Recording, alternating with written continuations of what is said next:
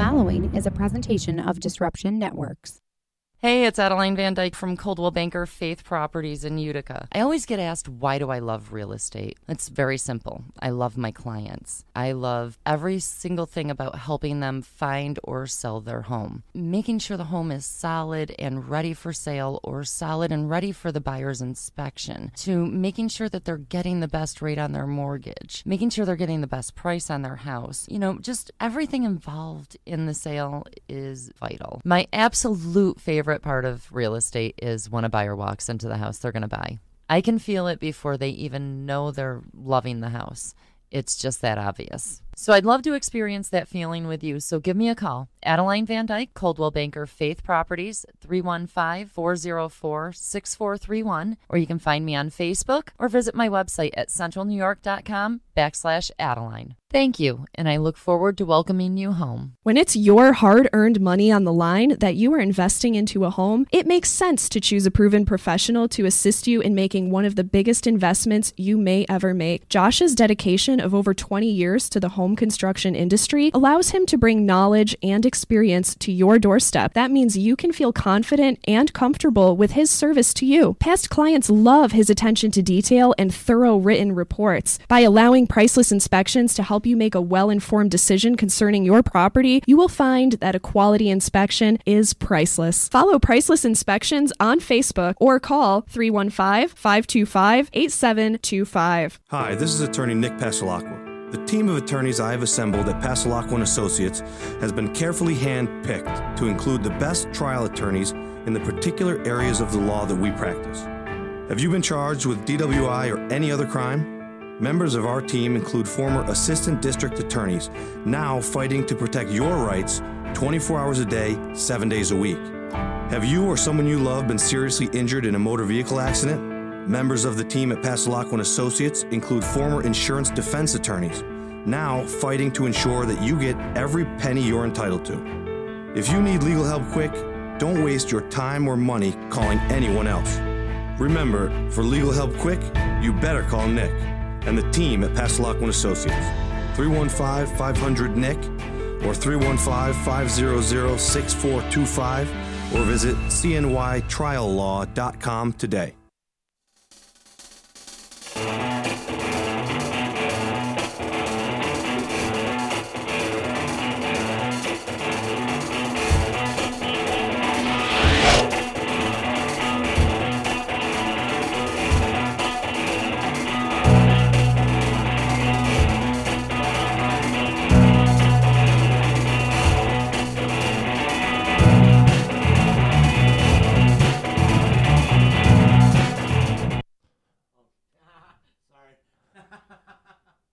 It is Sunday, April 8th. Pardon the technical difficulties with the baseline theme song, but we are here. It's JP and SPG, the baseline, live from Disruption Network Studios in Utica, New York, the heart of New York State, and right now, the heart of the baseball world. As we get into the baseline, episode number 5, we are officially in the regular season of Major League Baseball. We are a week in and super excited to actually talk about real live action. And right now, I believe we should put ourselves on Ohtani watch because currently through 5 or 6 frames. Are we through 6 yet?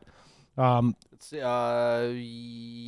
he is through 6. They're in the bottom of the 6th inning right now. Through 6 frames, he is doing something that we shouldn't talk about, so we're not going to jinx it. But if you're near a TV or a watching device and you can get the Angels game on, get the Angels game on right now and watch the Japanese Babe Ruth prove everyone wrong. What a week for Ohtani, you know? I mean, spring training was just kind of a disaster for him. Was he hustling everybody in spring, just trying to be terrible, and so he can go out there in the regular season and just crush it? What was going on there? That's the best acting job I've ever seen because he looked absolutely lost. But like we talked about in one of our first episodes, 100 miles per hour translates. That's the one thing in his game that we knew was going to translate. But he looked lost at the plate in spring training. And to have, like we just discussed a few minutes ago, currently has more home runs than all of the Miami Marlins roster combined, and a win, which is equal to some major league teams' total right now. So what an incredible value for the amount that they had to pay for him. Should this one little burst here, pan out and forecast into the entire season, wow, what a diamond that they ended up with here. And everybody tortured our buddy Crawdad at the fantasy baseball draft this year for taking him. Just everybody laughing and pointing fingers and making fun of him. And I don't know if this is going to last, but right now it looks like he may have the last laugh on this Ohtani thing. So it's going to be an interesting story to follow along. Not just today, what he's doing in this game right now, but he's been good, man. And it's shocked me. It's not something I expected right out of the gate here. And he's a young kid too. He's, I want to say, 22 years old. So, which is younger than most of the Japanese stars are even allowed to come over. But the way that the posting rules ended up changing, he was up for grabs this year. And that's, as we alluded to before, a lot of people saving up that international bonus pool money with all the trades that they made in the last few seasons, saving up that international bonus pool money to take a shot at Shohei Ohtani. Ends up in Anaheim and really looking like a cog almost. When he was in the lineup all week, he was sitting down towards the bottom of the order. You got to expect that's going to change. And you could have some legitimate power threat, hitting in front of or behind the best player in the game like Trout. So Shohei Ohtani. We are on Ohtani watch right now. We're gonna do our thing here and run over or do a rundown of news and notes for the first week and a half or first so. Week, first amazing week of amazing the Major League Baseball season. A lot of stuff to talk about. Before we get into that, I want to kind of shift gears a little bit, and I know it's not baseball related, but there was a story that happened this weekend that kind of shook the sports world. The junior hockey team from Humboldt, Saskatchewan, Canada, the tragic bus accident where 15 of those kids, their coach and their radio announcer, unfortunately didn't make it. That's a story that's been weighing heavily on my mind the last few days, and wanted to mention Humboldt and let them know that we're thinking of them. Again, not a baseball story, but that's something that transcends sports, seeing a terrible tragedy of kids on a bus going to play the game they love.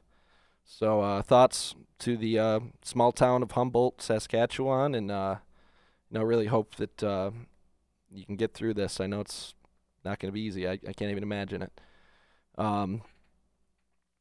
So moving on to some baseball talk now. Let's lighten the mood a little bit and do a rundown of things going on early in the season here. Charlie Blackmon signed a 6-year contract extension with the Colorado Rockies, $108 million, and he has been one of the best players in the game for the last couple of years. Well-deserved contract, in my opinion. Maybe he can afford to get some new tires for that 2004 Jeep Cherokee that he still drives around. But it's going to be interesting to see what happens there now with Nolan Arenado's contract coming up after next season, after the 2019 season, if that has any effect on the contract or retaining Nolan Arenado after one more year. The retention of Nolan Arenado may be the issue there. Will the Rockies be able to pony up 2 bigger contracts? I don't think that this deal is going to translate or affect the Nolan Arenado deal in terms of years or in terms of money spent. I think the deals to watch out for would be the Bryce Harper and Manny Machado deals, more along the lines of influencing how Nolan Arenado signs. If you look at this deal for Blackmon, it's at an extreme value for the team, comparatively speaking, to some of the other outfielders that have signed in the past 2 or 3 years. Yoenis Cespedes comes to mind. It's almost an identical contract with more years, same total value of the contract, and you're talking about a guy that's been at the top of the sport for the last 3 to 4 years now. Smart on Charlie Blackmon's end too, to not even test free agency, get extended middle of the season. Well, not the middle of the season, but inside of the season to get extended. Maybe at a value for the team, but now he gets to stay home. He gets to stay inside the park that's been very favorable he gets to him. Continue to hit at Coors Field, which has been, like you said, very favorable to him, and he's put up ridiculous numbers there. In his home road splits, you can tell that Coors Field does have an impact on his numbers. Not to say he's a slouch when he's on the road. But that's been with everybody. Yeah, and that's not out of the norm. That's across the board. That's expected. Larry Walker, and that's Todd Helton. And that's not taking anything away from Larry Walker or Todd Helton. It's just the nature of the beast that the ball explodes in Colorado. We've known that since 1994 or whenever their first year was. We've known that. So, it's not anything new, but it's smart. It's smart for Charlie Blackmon to stay there. And now if they can go down and lock up Arenado, that's the foundation of a winning organization. Yeah. Age may be an issue or a factor with the Blackmon deal. I guess he's at age 31. This will take him through age 36, his age 36 year. Is he going to be able to sign a contract after that? Not getting the extra years tacked onto this age 31 contract. So did he hurt himself later on? Those are the things that you'll be able to answer in a few years. But for right now, it looks like a really good move for Charlie Blackmon and a super move and a smart move for the Colorado Rockies. Yeah, I like it. Good for them for locking up one of their franchise cornerstones. It's nice to see people spending money. It's good for the game. It's good for the fans, especially the Denver fans out there that are buying the Charlie Blackmon jerseys and coming to the ballpark and waiting in line for autographs from their guy. It's good for the fans. It makes the fans feel reassured that this team's going to spend. It's not like the Pittsburgh Pirates, who are off to a pretty good start, actually, but the Pittsburgh Pirates who seemingly don't retain their stars, and they traded away some really popular guys this year. The Miami Marlins are going through a bit of a rebuild. Tampa Bay down there is another team that didn't spend on their stars. Oakland, how would you like to have been an Oakland fan for the last 15 years? And, you see the likes of Mulder and Zito and Tim Hudson come through and then gone, and the Miguel Tejadas and Eric Chavez's. These are guys that, had they retained that core, you might be talking about Oakland being, the dynasty that maybe the Yankees were starting in the early 2000s. Yeah, and they were right there in a lot of those years when absolutely. They had that pitching staff and some of those guys. I mean, the famous Derek Jeter flip play was against Oakland in the playoffs that year. Jeremy Giambi. That's right. Yeah, Giambi was right there. He was part of that play that you'll see over and over again, all over highlights for some of the best plays ever made in baseball. A lot of talk about that play by non-Yankee fans about how it's not really that impressive, but that's a shortstop, and he was over there. He was over there on the first base line on the other side of the in foul territory, and then to catch and flip all in one motion, just in time. I mean, that's a seminal play in playoff history, in Derek Jeter lore. So to get that discounted by anybody it's kind of like nails on a chalkboard to me. He doesn't belong where he is, and a lot of baseball purists would say, "You're right, he doesn't belong where he is, so he's out of position." But I don't agree. I think it's a wonderful play, and the Oakland A's just they're inches away in that series right there from maybe turning the tides and maybe Moneyball. You get some money generated in the organization when you win titles and you got the fans there. So and who knows, maybe a new stadium at this point if they did break through. It might be if we do a seventh inning stretch on the 7 worst stadiums at some point during the season. Oakland might Oakland and Tampa Bay. Tampa Bay, yeah, those are the two that come to mind for bottom sure. of the list. Olympic Stadium isn't part of the rotation anymore. Atlanta Fulton County Stadium. The Braves have had 2 new stadiums in the time that it's taking Oakland to get one. Yeah. I mean, Turner Field was mid-90s, I think. Turner Field would be a gigantic upgrade for the Oakland Athletics right now. They would take Turner Field, and I mean it's imploded, and I think they'd still play. They might still play there. It would still be nicer. If it's a parking lot, it would still. Well, be if we're nicer. talking about September and October when the Raiders are there, that it just it goes exponentially. How bad that stadium gets when it's all chewed up with the cleats, not good. Biggest foul area. Nobody's ever going to hit 300 or 330 or win a batting crown in Oakland, with all that foul territory out there, just extending those at bats or not extending those at bats, given the opportunity for the fielders to go and grab foul balls. And you look at Yankee Stadium and the foul territory at Yankee Stadium, it's more conducive to trying to hit 350 than it is in Oakland.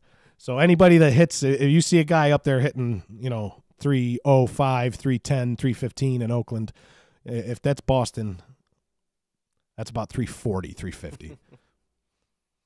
So some other news from the first week or so of the season. Greg Holland signed with the St. Louis Cardinals. Outstanding. We'd mentioned that as a potential landing spot for him in, I think, a couple of our shows, that he's a perfect fit for that team right there. They had an unsettled closer spot.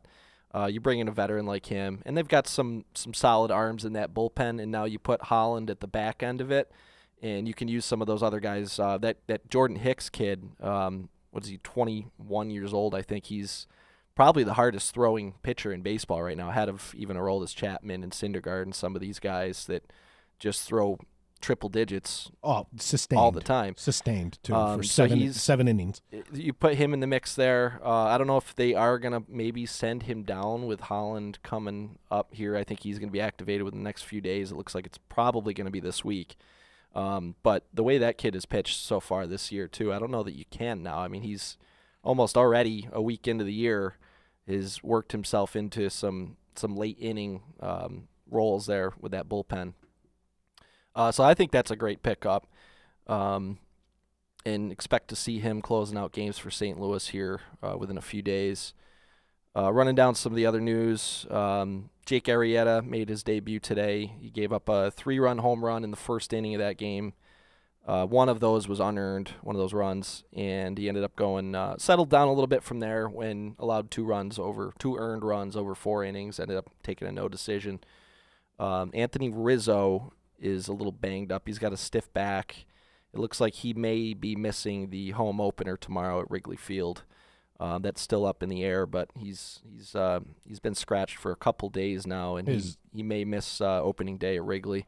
Anthony Rizzo not having a fantastic start to the season, sitting under 100, I think. Yeah, and another guy who's banged up and who's struggled out of the gate, Gary Sanchez.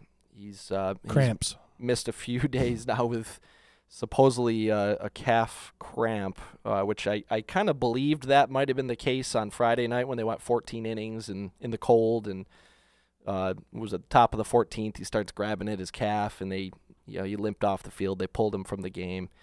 So calf cramp seems like a logical explanation. And then, of course, he wasn't going to play the next day after going 14 innings of catching.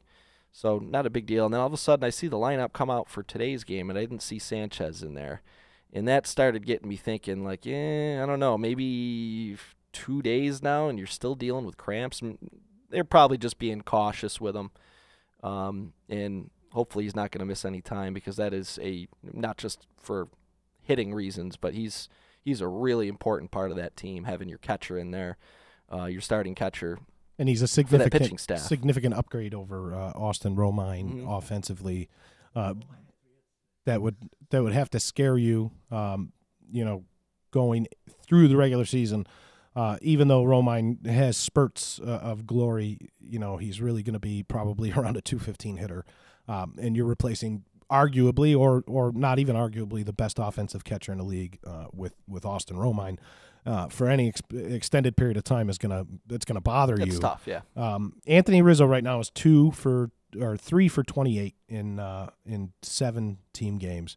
He's batting 107 with 1 home run and 3 RBIs. And Sanchez is probably right around the same numbers. He hit a home run a few days ago, but he really hasn't done anything other than that. And I'm not worried about him production-wise. Injury-wise, there's some concern, but he'll get it together, and hopefully it is just something minor like a cramp where he'll be back and ready to go here at the start of this coming week. He's 2 for 32. He's hitting .063 with a home run and 3 RBIs, so pretty close. On-base percentage is .091, so isn't drawing many walks either. But you expect that to turn around. A lot of questions about what Aaron Boone is doing, I guess, so far through the first few series here. you look at the first game, and you look at the lineup. They had Judge hitting second, and it was Judge, Stanton, Sanchez.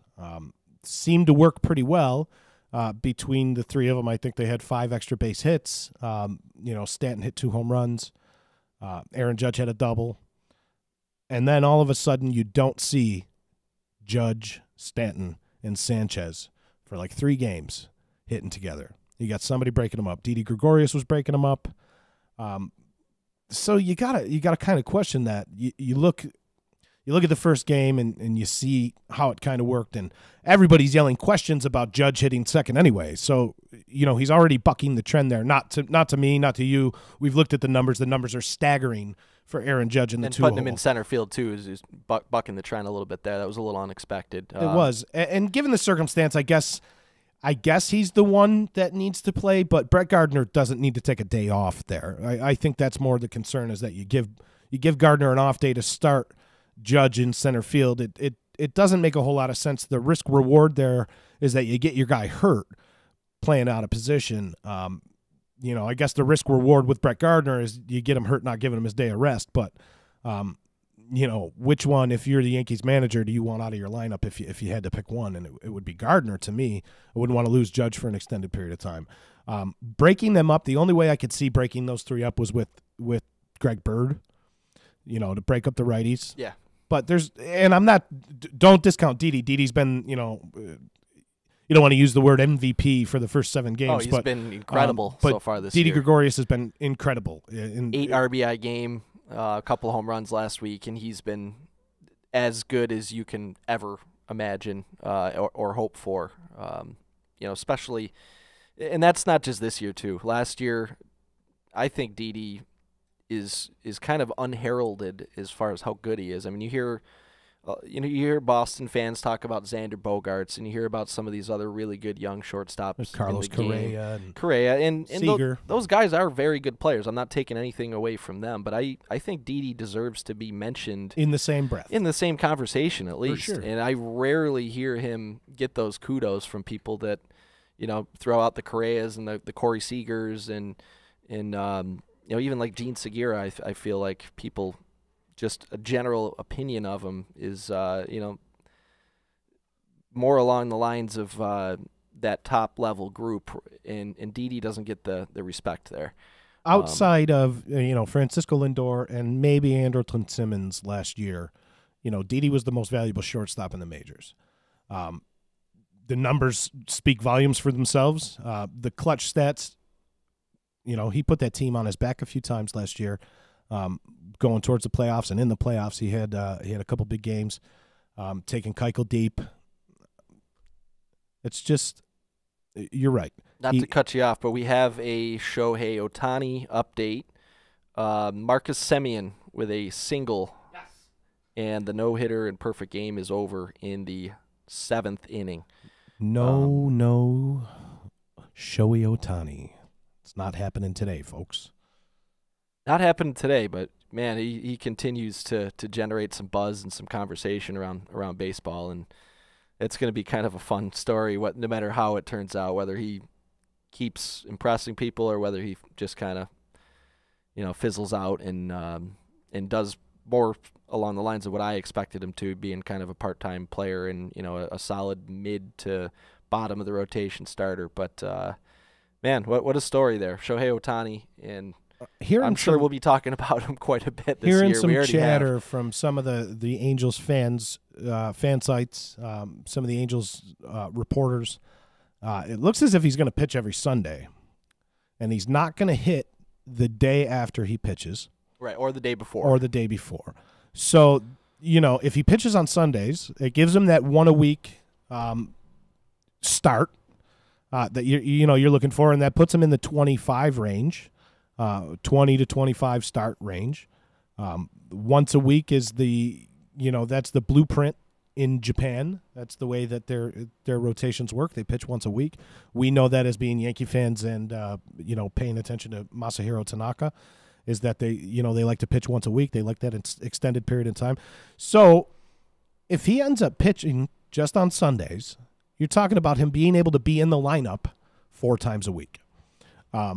How many games is he really going to miss on Mondays?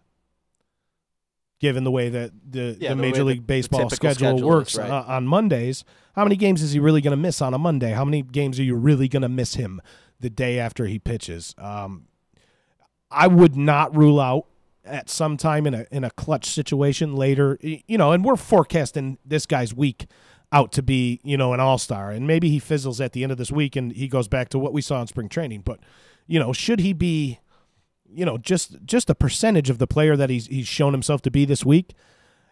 If they're in a clutch game sometime in September and he is set to pitch the next day, and Scioscia needs a pinch hitter, Shohei Ohtani's going to hit. Yeah, well, if he's producing anything he's close gonna hit. to what he's doing now. These rules are more of a guideline, I think, what they're talking about. More of a guideline than, let's say that's set in stone, because Scioscia's going to use – they got 25 guys on the roster, 25 guys. And sometimes you got to use all 25 guys, as evidenced with some of the crazy extra innings games that we've been watching the last couple of days. That 25-man roster, you feel the pinch on it. And if you got another guy, Bochy wouldn't hesitate to use Mad Bum in a game in an American League stadium, maybe not even an American League stadium, in a National League stadium, going towards September. We've seen him do it. Madison Bumgarner will pinch hit. It's a tough situation to figure out because it just hasn't happened before. I mean, at least not in many, many, many years in baseball. No, we've seen pitchers that could hit. Mike Hampton comes to mind. Noah Syndergaard and Carlos Bumgarner. Carlos Zambrano. Kershaw can hit. Kershaw. He hits them out every There's now guys and then. that can handle the lumber, but the rigors of 162 games, or let's say in Ohtani world he gets 100 starts as a batter, and he gets 20 starts as a pitcher. In the gap in between those two games, I don't think he can get 100 starts. I don't think the math is working there, but let's say he gets 90 starts as a batter this year. That's a lot of value for what they're paying him. And we haven't ever seen it, but will we see it again? If it works, will we see it with a guy that possesses the skill set that, let's say, Madison Bumgarner possesses? Yeah, he's maybe a converted shortstop or a converted catcher, ended up being a pitcher, but he can rake. Are you going to keep that guy on your bench? Or are you going to the metrics where the game is driving to are going to detail that you got to use that guy. You got to use him in the situations where you got to use him. So maybe we see more of this hybridized player. They do it in college. They do, yeah. And college baseball might not be minor league baseball, but college baseball is a high level of baseball. They have no problem doing it down there. Position players are closers in college baseball too. I don't know if you ever noticed that. So, your starting shortstop might be your closer. There's a lot of hybridized positions in college baseball. So a lot of these guys are used to it. They're used to hitting when they pitch. A lot of these guys might have been the best all-around baseball player in their high school's history or in their hometown's history. 550 average as a senior in high school with 10 wins and 140 strikeouts in 91 innings or something to the effect. So these guys are used to being both sides of the ball. Let them play. Let the pitchers hit. That's what I want to see. It's fun. I just want to see it. As a fan, it's fun. And Ohtani was somebody that was mentioned as a possible a Yankee signee this offseason, and you want to talk about rules, man. I kind of got excited about the thought of him, wearing pinstripes, and then, things kind of, toned down a little bit on the hype train there in spring training, and, I kind of went back on it like, oh, good thing we didn't get Ohtani, but man, it is a cool, exciting, fun story to watch. The amount of rules that we would have been frustrated watching the Ohtani experiment in the Bronx. We would have got frustrated with it as baseball fans. Oh, yeah. So, you look like you said, so he takes the day off before he pitches. So yesterday he didn't play, and that he was coming off of 3 days in a row. His first 3 home games, home runs, 2 RBIs in all 3 games. And then, if you're an Angels fan and you're going to that game yesterday, how disappointed would you be? Like, oh, wait, it's one of those Ohtani day off days because he's pitching tomorrow, when all this excitement and the 3 home runs and all this, first homestand of the year. Oh, yeah, that's right. Okay, we're not going to see Ohtani today. So, yeah, there's going to be some frustrating moments for fans out there. the Angels fans in particular. There would have been more rules in the Bronx, and it would have frustrated the hell out of me. And the spotlight would be crazy. Well, I mean, you talk about he's probably got the largest media following in the game right now, given that we know the history of Japanese media and how they just swarm around their stars. You saw it with Ichiro, you saw it with Hideo Nomo, and Hideki Matsui, and all those stars. Arabu.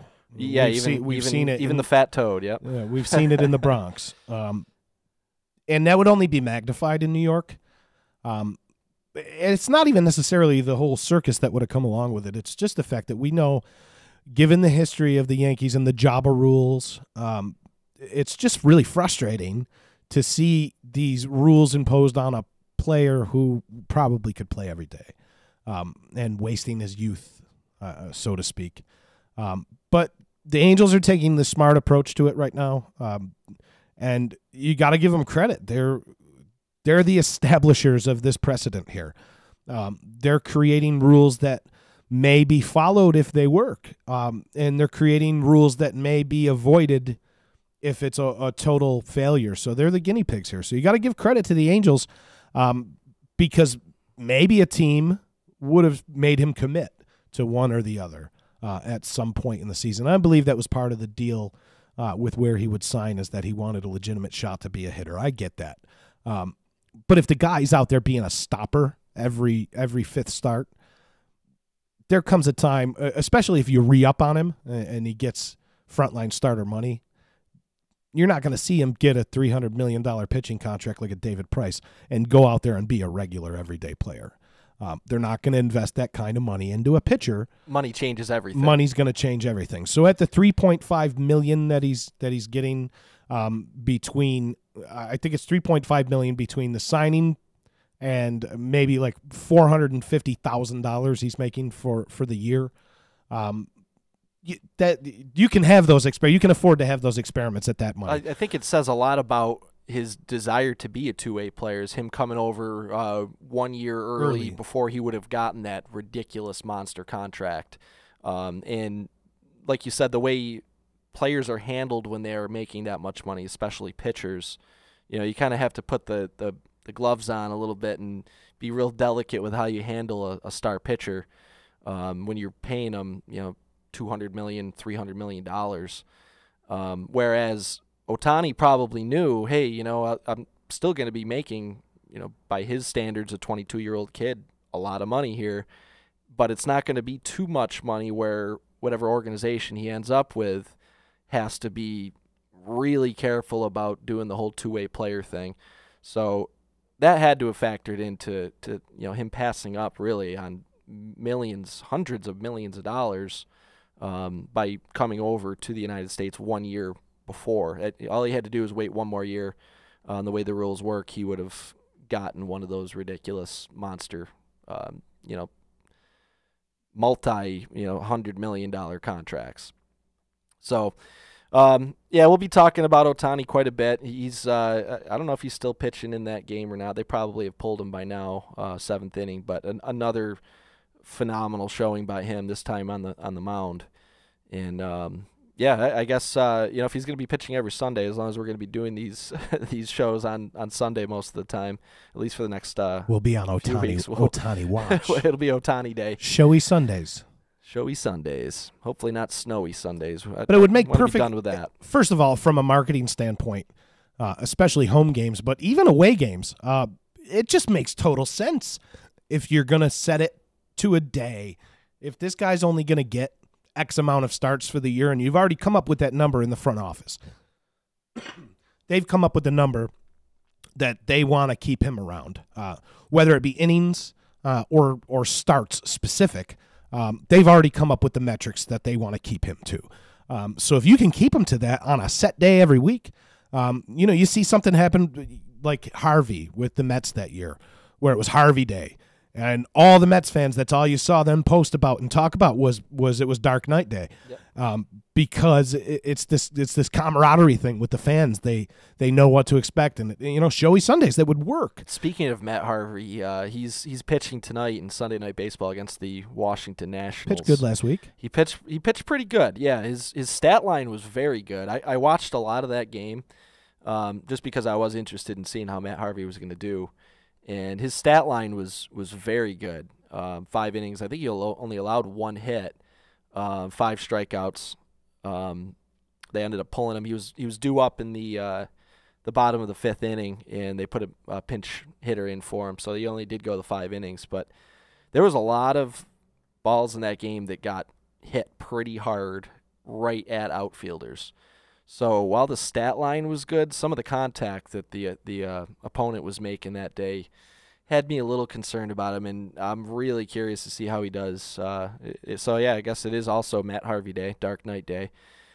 Curious to see how he does against that Washington Nationals lineup tonight. The Mets off to an outstanding start, and some very good news for Mets fans with Michael Conforto coming back. He's only played the 1 game, hit a home run in his first game back. He'll be in the lineup tonight, I assume. So there's another storyline to watch in tonight's Sunday Night Baseball game. See how Conforto looks in game number 2. The Mets are 6-1. 6-1, and they're looking good, man. They're playing the Nationals. They're 2-0 against the Nationals here so far. Yeah, they're looking pretty Not good. playing slouches. Boston's off to a hot start. Boston is out to their 8-1 right now. But you look at the substance is that they played maybe the 2 worst teams in the Major League Baseball. The 2 Florida teams, Tampa Bay, which is now 1-8 to start the year, and Miami. The Miami Marlins. Arguably the 2 worst teams in baseball. They're 3-6. And that's not discounting. Boston's supposed to start hot, even if they're playing, Toronto and Baltimore or Detroit and Chicago. They're supposed to start hot. That's where they're slotted. That's the type of team that they have. So we're not discounting the 8-1 start, not at all. But it's just something to keep in mind with that hot start is that they didn't go and play, 2 series against Houston and New York. Not that the Yankees are playing great baseball right now, but Tampa Bay and Miami is not the same.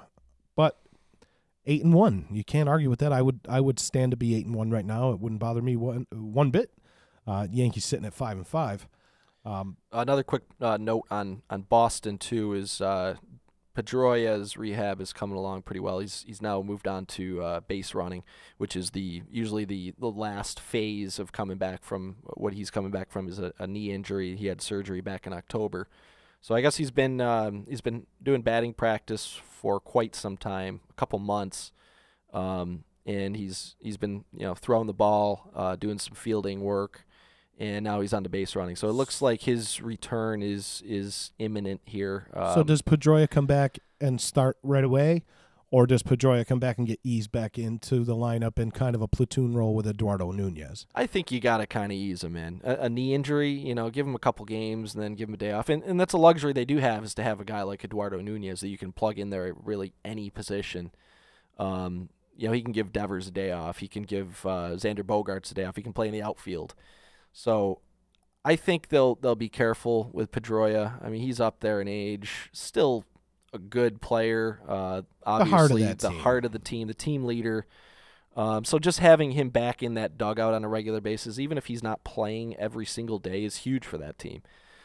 So good news there for Boston fans.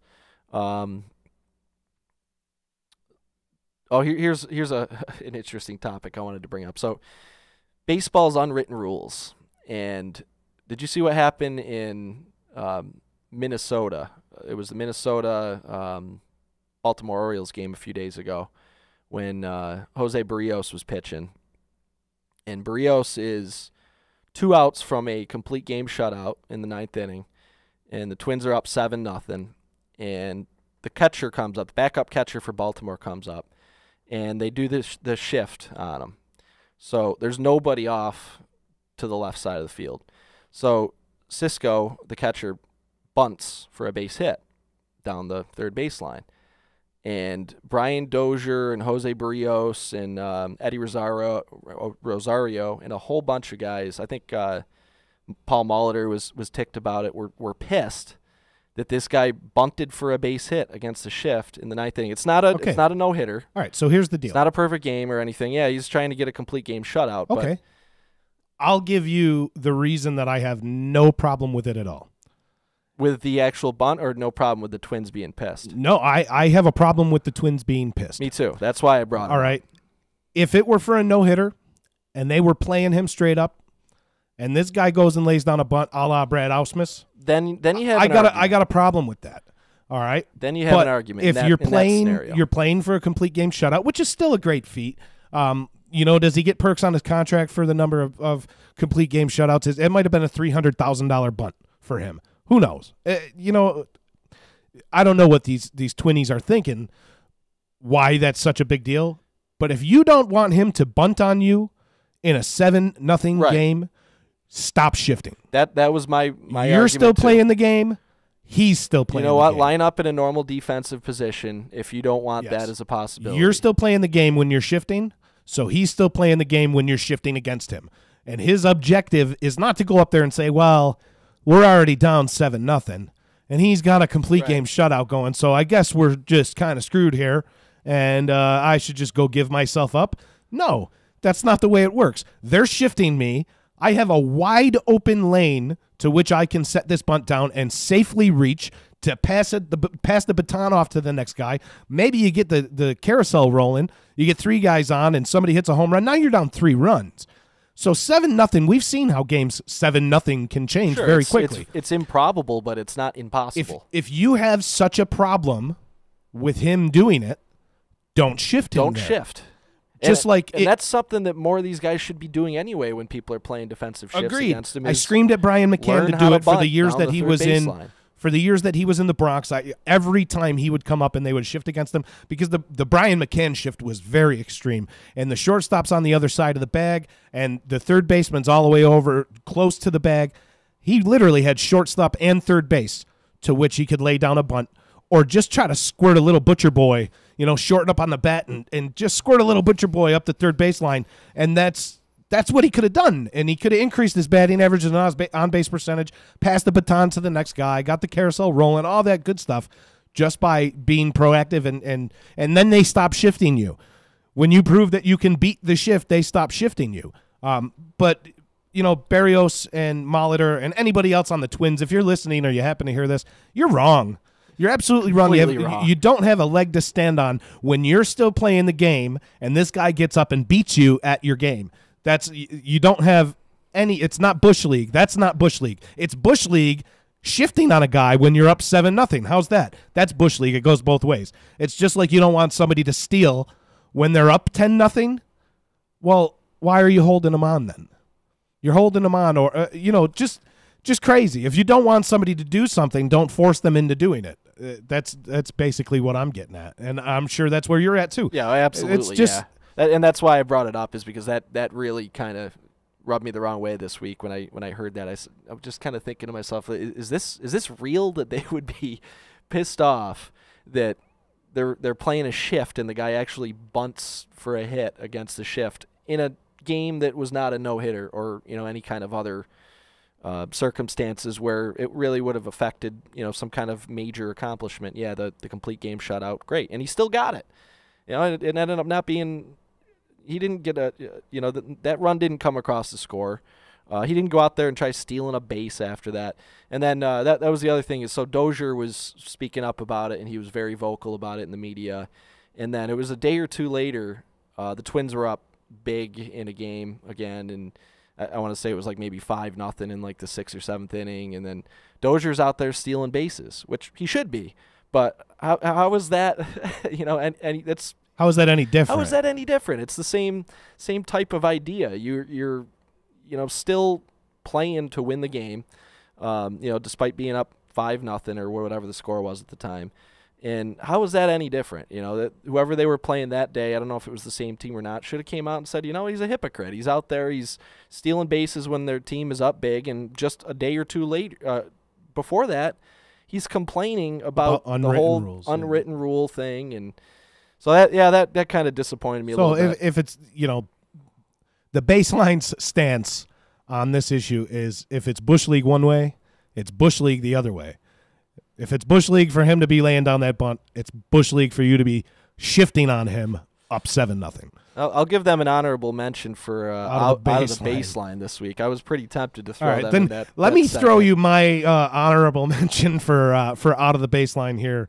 And I'm going to pick on a new guy here, just because he came in with all this new wave approach to the game that he was going to bring to the Philadelphia Phillies, and Gabe Kapler in one of the first games of the season went out to make a pitching change with no one warming up in the bullpen.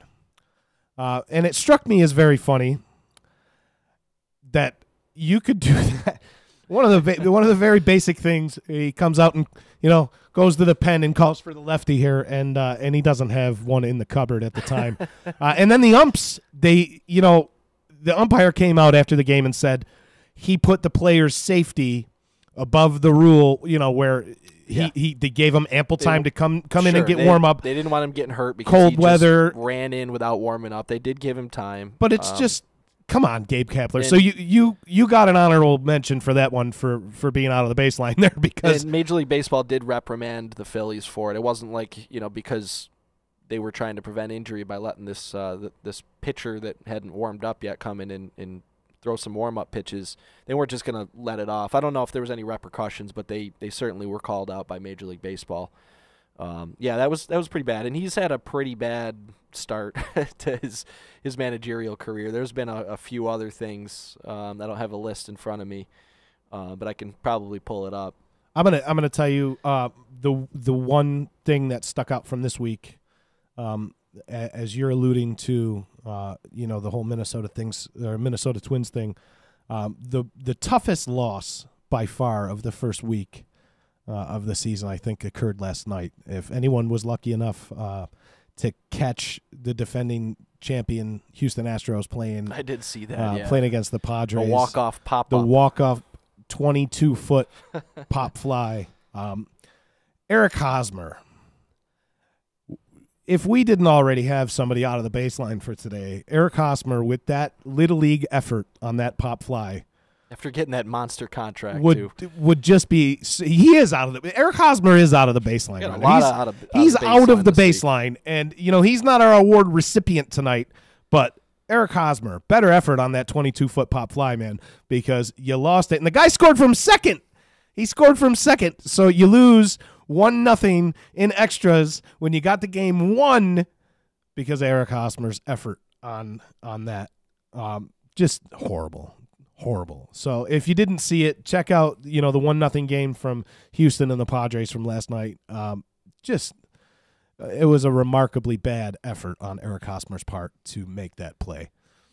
Oh, we might as well keep rolling with these honorable mentions for out of the baseline. I love it. And I know you did because you messaged me about it, and I saw it this afternoon as Yadi? well. But the benches clearing situation in the Arizona Diamondbacks and St. Louis Cardinals game today in St. Louis, Torey Lovullo gets thrown out of the game, and then I don't know what was said there, but all of a sudden Yadi Molina just loses it and starts flipping out on everybody around him, ends up pushing the home plate umpire.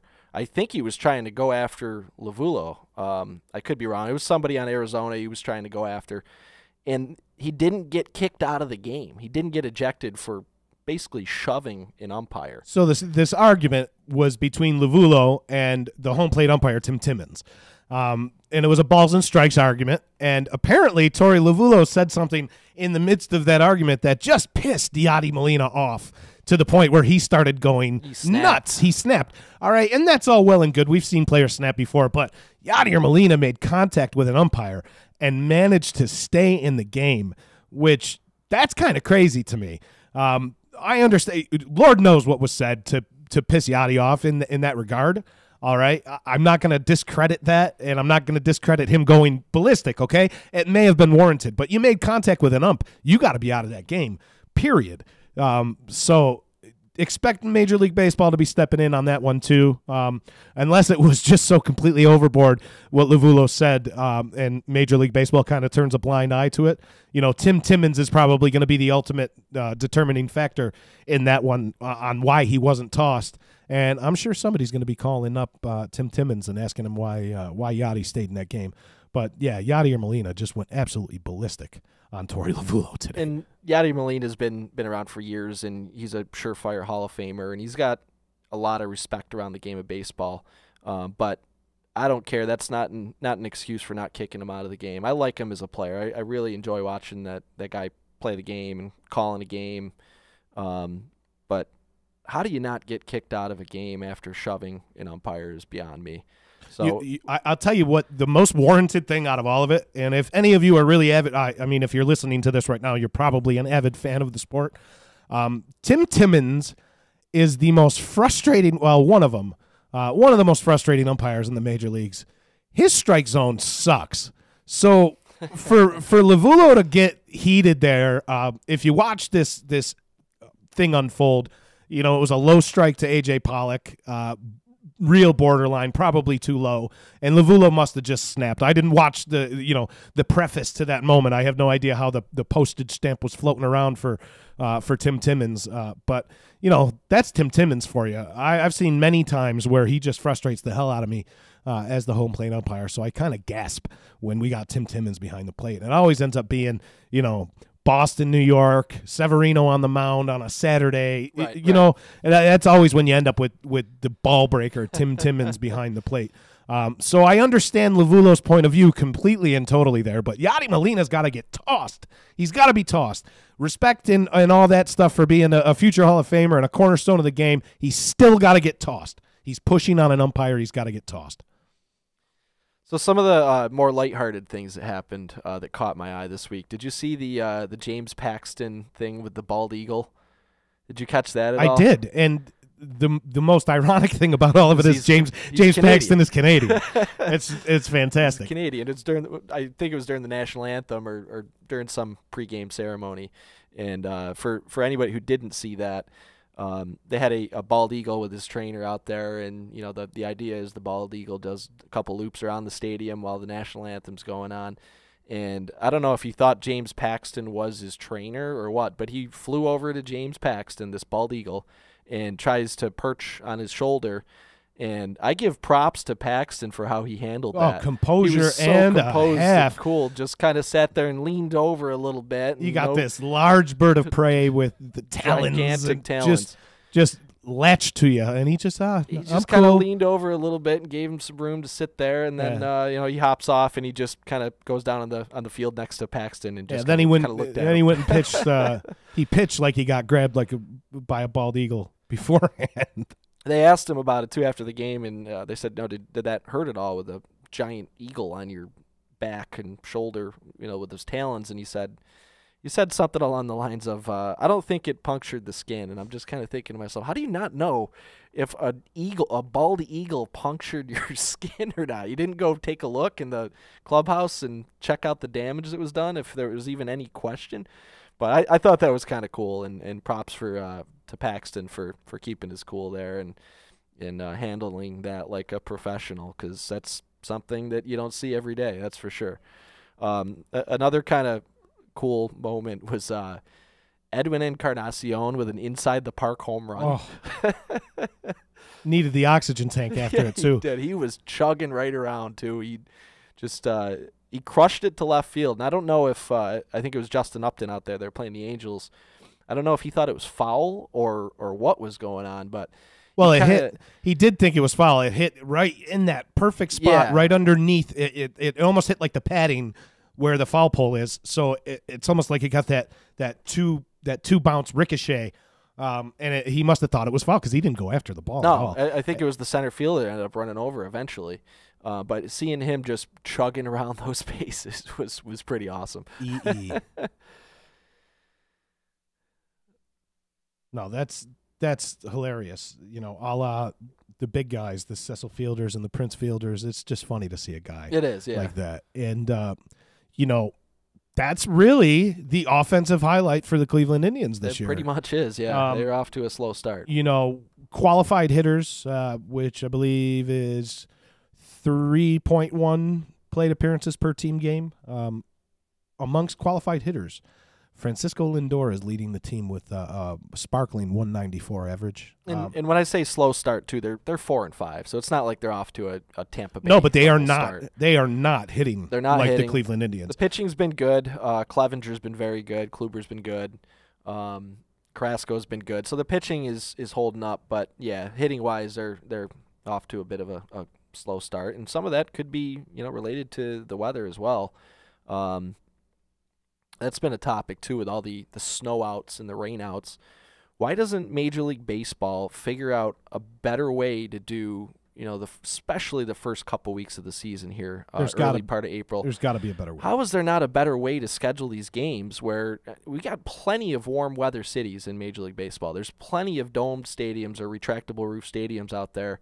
If you're a Yankees fan, you don't want to see them start on the road for a week or 2 weeks or whatever, but it's for the better, Some of these guys can go out and get hurt because they're playing in literal freezing cold temperatures. Snowouts. We've had multiple snowouts.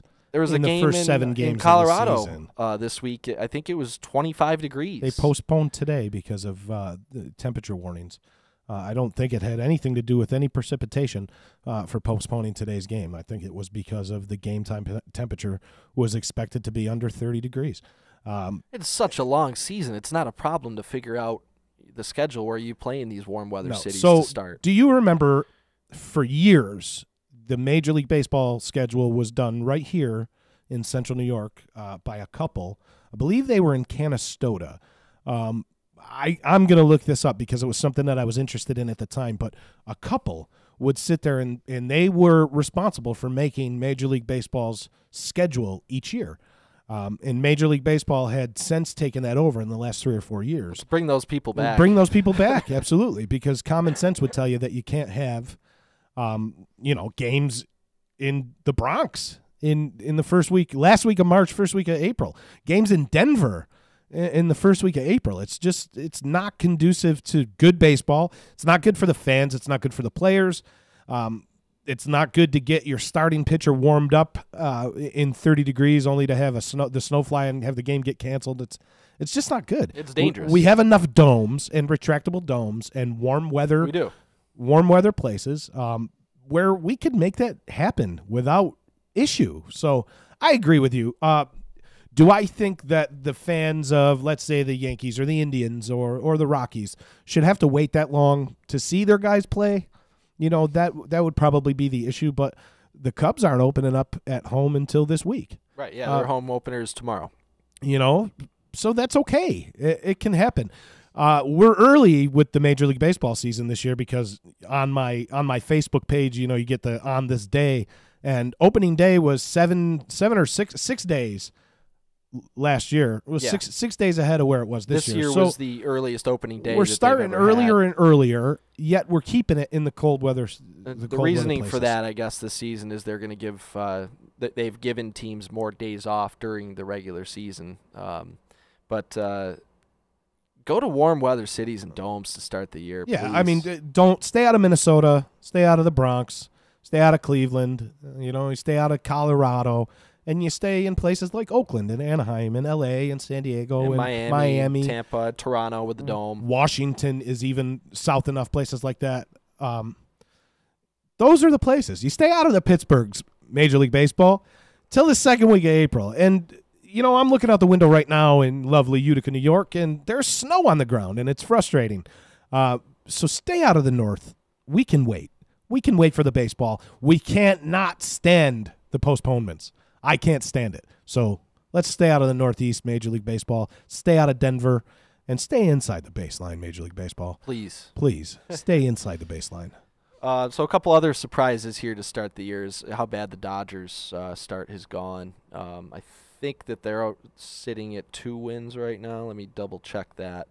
The Dodgers are 2-6 to start the year, and they've got some concerns with their closer Kenley Jansen too. Where's the velo, man? Where is it? Where did it go? He's throwing barely over 90, If he's lucky. Yeah, I mean, when he's averaging about 88 miles an hour is not Kenley Jansen. And that's a guy that throws... That's 10 miles an hour. That's a guy that throws 98 consistently with that devastating cutter. So what is going on there? Dead arm.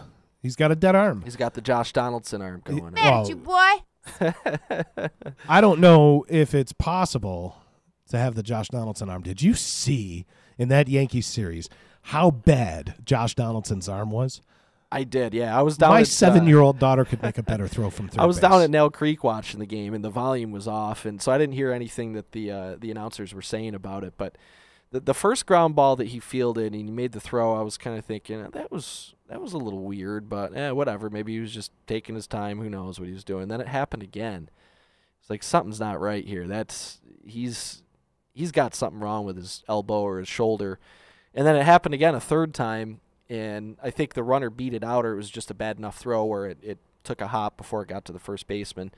And I was just thinking to myself, I wonder what they're saying right now, because I got the game on mute, but something is seriously wrong with Josh Donaldson. Part of that was my interest in Josh Donaldson as a fantasy baseball player. He was somebody I drafted for our fantasy league, and I was like, oh, great, what's going to happen here after this game? I'm going to find out Josh Donaldson's going to be out for 2 months with a torn rotator cuff or This something. guy here is dead.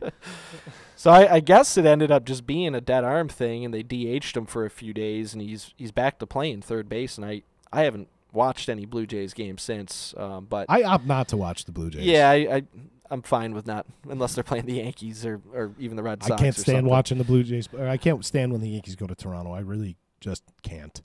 I don't know why. So I don't have a whole lot of disdain for them. That was really weird. Dead. His arm is dead. Dead arm. But Kenley Jansen, back to Kenley Jansen, that's scary if you're a Dodgers fan. It should be. Because a guy that you've never heard of in Josh Fields is, and granted, big strikeout numbers, he's a strikeout guy, but that's the guy that's ready to take over the reins for Kenley Jansen, who's been it's not even arguable. He's been the best closer in the game for the last 4 or 5 seasons. Yeah. Him. There's a very short list Kimbrel. of players that are up there, and it's him and Kimbrel pretty much. And that's about it. So that's got to be scary as hell if you're the defending National League I guess you champions. can throw Chapman in that conversation too. But yeah, Jansen, in my opinion, has been the clear top closer in baseball for many years. Is the top one taken in our draft, probably the top one taken in every draft out there. The top closer in the game, playing for the top team in the game, or arguably the top team in the game, and now you're scuffling to start the season, and you're about to lose. And we're forecasting like Jansen's going to go on the DL, but nothing's come of it, and he has pitched since. But you got to be concerned. Yeah, he's rubbing his shoulder in the dugout. You got to be concerned. And I watched a post-game interview with him after that, and you could just see it's written all over his face that, hey, guys, I'm not right. I'm not right. So if you're a Dodgers fan, even if you're not, you're a baseball fan, you got to keep an eye on Kenley Jansen, because that's a situation that more than likely is going to unfold. Clayton Kershaw hasn't been himself either. He's been good, but he gave up. It's tough to be 2 home runs. It's tough to be. Two home runs Kershaw. to lefties, though. That was the thing. 2 home runs to lefties in one game. Joe Panic. He was one of them. Joe, thorn in my side, gonna haunt me for the rest of the damn year. Panic. All right. Big shout out to Anthony Z. Donaldson, Morris Buttermaker, picking him up in our league and then throwing it in my face casually today. You're welcome, buddy. You're welcome. I harped on the fact that I regretted Joe Panic being my last pick in the draft when there were a few other people afterwards where we see players on the waiver wire that are, on paper better than Joe Panic. And Joe Panic's just having a good year to start off. So attaboy, Joe Panic, and shame on Joe Boo needs a refill for dropping you so early. So I think we can kind of segue into some more fantasy baseball talk. After we've discussed your Joe Panic move, and oh god, and I mentioned Josh. But I dropped him for Donaldson. Yonder Alonso, and at the time it looked. I think it'll still be like all a good right. move. Yonder Alonso leads the Indians in RBIs right now with 5.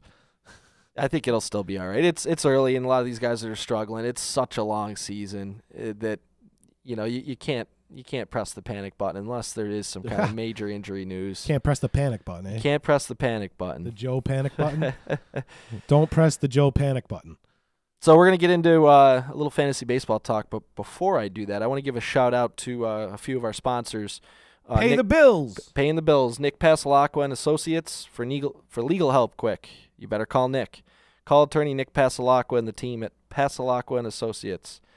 315-500-NICK. That's 315-500-NICK. And check out their website at cnytriallaw.com. Priceless Inspections is a great home inspection business run by my buddy Josh Amodio. And if you're looking to buy a home, you're looking to sell a home, or even if you're looking to renovate your home, get a hold of Josh Amodio at 315-525-8725. That's 315-525-8725, and get a hold of him for your next home inspection. He's been in the construction business his whole life, and he knows the importance of a quality home inspection. A good quality home inspection is priceless. So get a hold of Josh today. Once again, that's 315-525-8725. And a shout out as well to Steet Ponty Volkswagen. Stop down to their showroom at 5046 Commercial Drive in Yorkville. That's 5046 Commercial Drive in Yorkville, New York. See why it's easy to do business with Steet Ponty Volkswagen. Check out their website at steetpontyvolkswagen.net. And speaking of websites, check out the Disruption Network website at disruptionnetwork.net. All sorts of awesome content there with all the other shows and podcasts that Disruption Network is putting out there. A bunch of our old shows are on there. You can check out all our past episodes, as well as EC Radio and the D-Line and Home Free with Adeline Van Dyke, Ease Beats and Bizz, and Back Talk with Tommy Drama. So check out all those awesome shows. They're doing all those guys are doing some really, really cool stuff. Awesome stuff. No matter which show you pick, I usually will tune into Home Free or Back Talk and EC Radio almost on the daily when that one's on. You can catch that every Monday through Friday, or Monday through Thursday, I think it is, at 3 o'clock here on the D. So check out the website. Giggity. DisruptionNetwork.net. Giggity. All right, so we're going to get into our 3 Up, 3 Down, which is our 3 Up, 3 Down of fantasy baseball players that are trending up and players that are trending down. Now, I've got I got 3 guys here that kind of made a bit of news this week. Didi Gregorius is on my 3 Up list. That 8 RBI game he had last week, and we talked a little bit about Didi already. I think he's a little bit underrated, a little bit unheralded for what he gives a baseball team and fantasy baseball team. He hit 25 home runs last year, is that right? 24, 25? Yes, 20-something. And that was after missing, I think it was over a month. He missed the first month of the season because of an injury in the World Baseball Classic. You're really going out on a limb giving a guy 3 Up that had 8 RBIs in a game last week. But he's trending up here, I love it. He's definitely trending up. And that's a wonderful thing to hear. It's just wonderful. So Didi Gregorius. So shout out to Didi with what he's done. Sir Didi Merrickson Gregorius, my boy. And a lot of these guys, actually all of them, are probably owned in most fantasy leagues. So, don't think that this is hey, go drop these 3 down guys. This is just kind of a general idea of some players that may be heading down temporarily or might be heading up.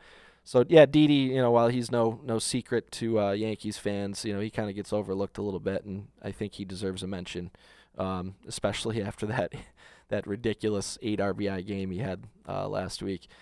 My next guy is the third baseman for the Oakland Athletics, Matt Chapman. He's a guy with ridiculous power, and he does that very well. Power, as far as being a hitter, he's a very, very good power hitter. But where he is actually most valuable, and you won't see this on your fantasy baseball score sheets, but he is a phenomenal defensive player. He's already one of the better defensive third basemen in the league. And, yeah, you might not see that in your fantasy baseball stats, but what that does for him, though, is it keeps him in the lineup every single day pretty much. When you're out there producing defensively, even if you're struggling at the plate a little bit, you go through a little bit of a slump, you're going to have a pretty long leash if you're still providing value on the field. So I like Matt Chapman. Matt Chapman, 15 for 39 with 3 home runs, 8 RBIs. He's hitting 385, 455 on base, and an 1147. Off to a OPS. great start. That's a wonderful start, and anybody in the league would take that start from any other guys. So Matt Chapman, number 2. Who's your third up? My third up is the pitcher that is now closing for the San Francisco Giants, Hunter Strickland.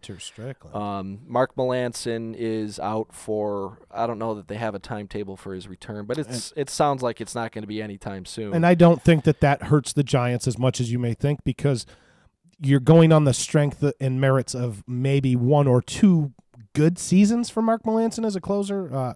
Maybe he was a flash in the pan, but he seems to not be able to stay in the lineup. And Hunter Strickland, swing and miss stuff, dominant reliever, one of those guys that, Bochy liked to stretch over a few innings, a la, the Chad Green, Adam Warren, the fireman, I think they call him now. He's right? a pitcher that almost to this point, he's been most known for his feud with Bryce Harper, plunking Bryce Harper a couple times, and Bryce Harper going out there throwing his helmet at Joe. He threw it at Joe Panic. That's who he threw it at. He didn't throw it directly at Hunter Strickland. It kind of veered off towards in the direction of Joe Panic. But Hunter Strickland used to be in that 2-inning, putting out the fires like a la Andrew Miller type guy, but that doesn't hurt them closing games. It does not hurt them. It's probably better for them. Chris Morelli, if you're out there listening, we're talking about the Giants, a big Giants head out there. Let me know what you think about Hunter Strickland being the closer. Melancon's not he's not your prototypical closer, like you said, that is striking out more. It's not Aroldis Chapman on the. It's not Aroldis Chapman on the DL. It's Mark Melancon. More so a guy that found his way into the 9th inning via nobody else could do it, and that's how he ended up becoming a closer. In Pittsburgh, I believe, is where he first became the closer, because Pittsburgh didn't have anybody else to be the closer, and Mark Melancon proved himself worthy of getting 3 outs in the 9th, and he had a few good seasons. I'm not taking anything away from Mark Melancon, but again, it's not Goose Gossage on the shelf there. He's a very good reliever when he's healthy. Is he a closer? I don't know. That's up for debate, and Hunter Strickland might keep that job even when Melancon comes back if he keeps producing. They say it's more of a chutzpah thing with, having the gall to be the closer, not necessarily the stuff, right? So Mark Melancon's proven that he can go out and he's unaffected by the 9th inning, and he can go out and, there's 30 major league teams and probably 12 pitchers per team that can go get an out at any given time in a major league baseball game, because they wouldn't be on a major league roster if they couldn't. They have the stuff. It's about having the knowledge to pitch to the lineup. It's about getting ahead in the count as a closer. We've seen countless times like the Armando Benitez's of the world who walk the bases loaded and strike out 3 guys to end the Rodney game. Types. Another prime example of a guy that gives you a heart attack as a closer. So again, Mark Melancon, not Goose Gossage by any stretch. 179 career saves, 2.72 ERA for his career. So clearly he's put together some good years, but he started getting saves in Houston. I'm sorry, Houston was the first time that he was the closer in 2010. One other intriguing note on Hunter Strickland, too, is he actually worked quite a bit this offseason with John Smoltz, working on his slider. And one of the best sliders in the history of the game. And in spring training, I want to say Strickland pitched 7 or 8 innings and gave up 1 hit, with this newfound slider that Smoltz was working with him. So promising there. And again, with closers, things can change at the drop of a dime in baseball. But as of right now, he's trending up, and he is the third of my 3 up. So my 3 down, some huge names on here, and then another relief pitcher that's not quite a huge name, I wouldn't say, but he's somebody that really is trending down. Gary Sanchez I have is a trending down player. Because it's tough to stay up near the top where he was. Yeah, and that's not a knock on him as far as long-term outlook by any means. But right now, the way things stand after a little over a week of play, he's not hitting well. He's missed a few games now, cramping in his calf supposedly. I don't know how true that is. Hopefully that's all it is. But, yeah, he's off to a bit of a slow start. He'll be just fine. And hopefully that injury is as minor as the Yankees seem to be making it out to be. Player number 2 we talked about just a few minutes ago, Kenley Jansen, the velocity loss there is a major concern. And if that continues, I think you'll probably see, even if there isn't any kind of major injury there, if it is something like a dead arm, you'll see a 10-day DL stint for him coming up soon if that velocity continues to kind of hang around an average of 90. And the Dodgers last year, they used that 10-day DL very liberally too. They almost did it to kind of expand their pitching rotation. They had like 6 or 7 guys, and they would just kind of pick one of those guys, like your Kenta Maeda or Rich Hill would get a blister or something, and they would just, all right, 10-day DL basically to skip a start, and then just give them 10 days off. It's nice to be wealthy enough like the Dodgers where they could bring up a Urias or now it would probably be like a Walker Buehler if that happens to somebody like the Dodgers, or even the Yankees. It's nice to be a little wealthy down in that farm system to skip a guy a start and do the 10-day DL stint. Oh, absolutely. Like you're talking about. Yeah. So if that continues, I don't think it's going to be too much longer before you do see a DL stint there. Player number 3 on the 3 down is Blake Parker, who started out, he came out of spring as the Angels closer, had an absolutely horrendous spring training. I want to say his ERA was up in, the 25 range or something like that. Just an absolutely horrendous spring training. And then did start the season as closer because he had some experience doing it last year and just was terrible in his first few games. He pitched a little bit last night, I think, in a non-save situation. I want to say it was the 7th or 8th inning, and he didn't look good in that game either. He's not been good in really any appearance that I've seen, and I kind of paid attention to him a little bit extra because I did pick him up late in our fantasy draft. That Keenan Middleton kid might be the new closer there. We'll see. I don't think he's had a save since they pulled Parker from the role, but they had him warming up in the 9th inning the other day in a save situation, and then the Angels went ahead and scored a 4th run, so they were up by 4, so it was no longer a save situation. And then he came in and finished the game up. So he didn't get a save there, but it looked like they were preparing to put him in to be the closer in that game. Whether that's temporary or not, who knows? That bullpen is kind of unpredictable, and Mike Scioscia has a history of kind of being a little unpredictable there too. Cam Bedrosian's another candidate to at some point this season maybe start closing games there too, but he seems to be a little bit down the pecking order now. He's been pitching in like the 6th, 7th inning. So Blake Parker, he's out of that role, I think, and you would see that probably as time to move on if you have him. an immediate need for the Angels.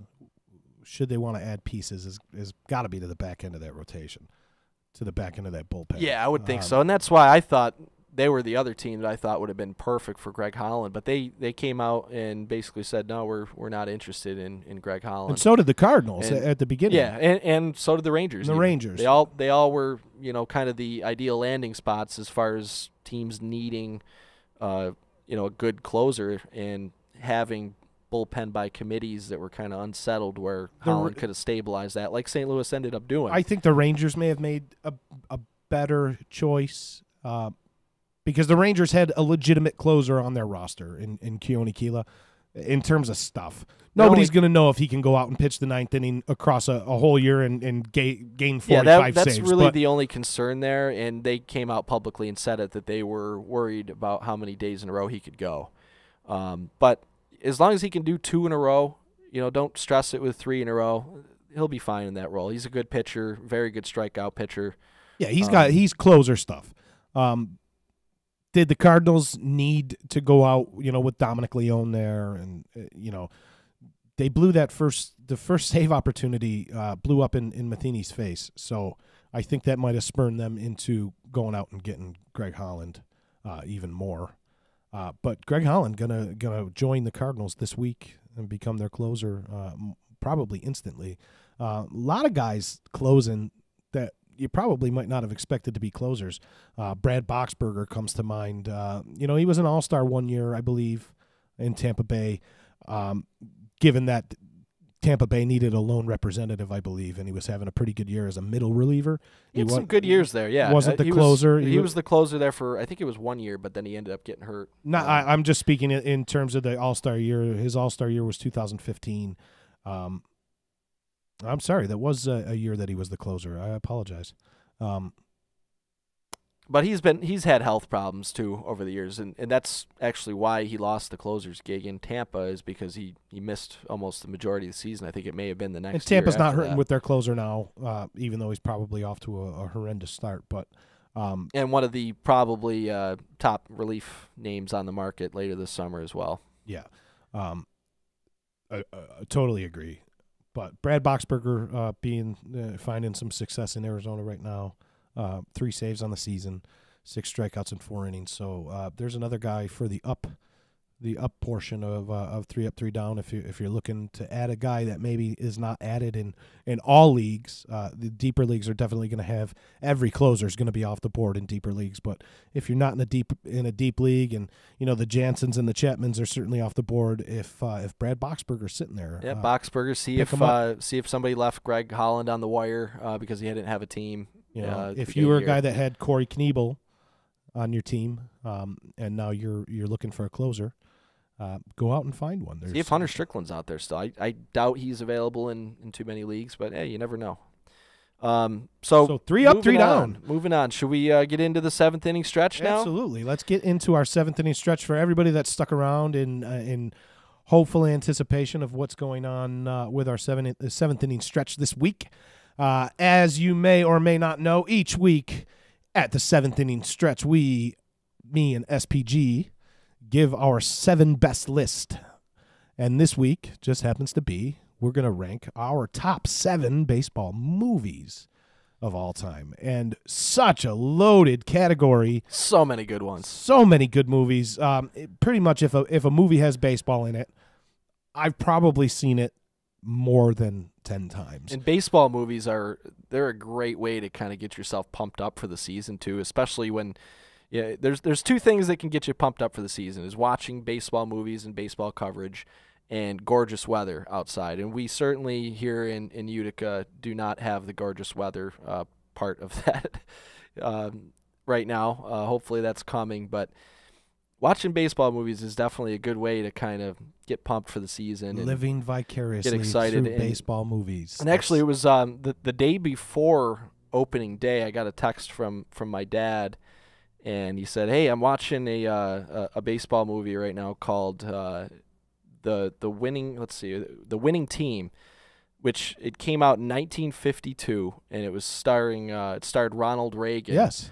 As Grover Cleveland Alexander. And I actually have never seen that movie before, and he was messaging me. He said, "Yeah, right now I'm watching this movie called The Winning Team." And Ronald Reagan. He said, "I'm getting the actor." Yeah. He said, "I'm getting pumped for baseball season. I'm getting excited for baseball season by watching this movie."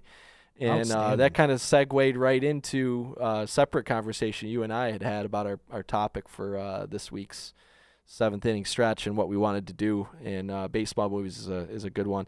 Dave Bandich checking in, not to interrupt you. Dave Bandich checking in, wondering if you went down his whole roster for your 3 up segment. Yeah, I noticed he had a couple of those guys. I had to throw one of my guys on there with Hunter Strickland, though. But to even it out, I threw Gary Sanchez in for the 3 down.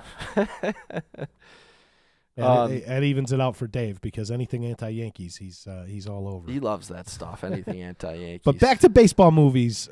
So this time of year too, like I said, you get pumped up for baseball season watching movies. But this is the time of year that a lot of these movies come out too. I saw yesterday was the anniversary of, it was both the Bad News Bears and Major League released on the same day. I think Bad News Bears was in 1974, 76.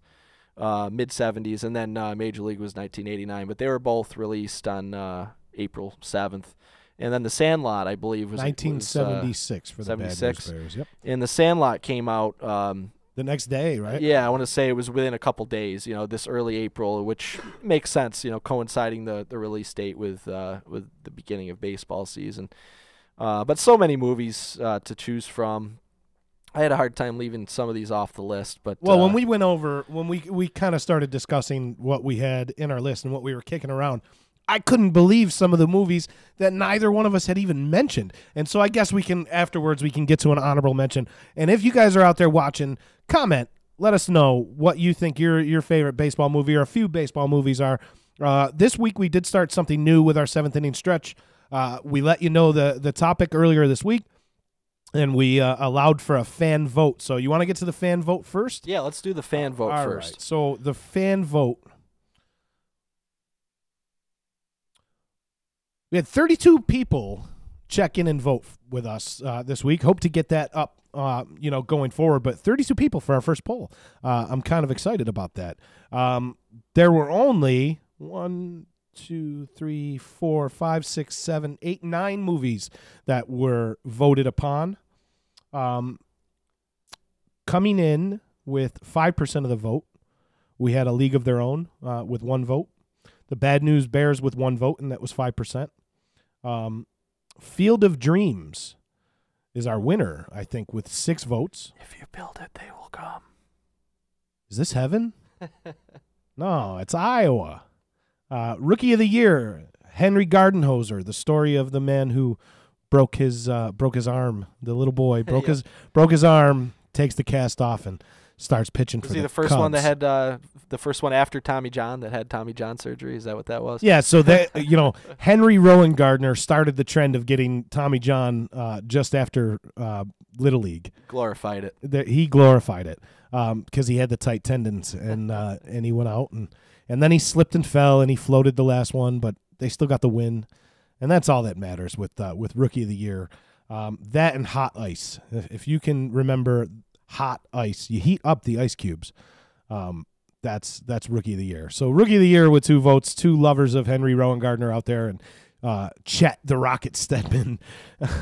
For the Love of the Game, surprisingly, has some votes on here.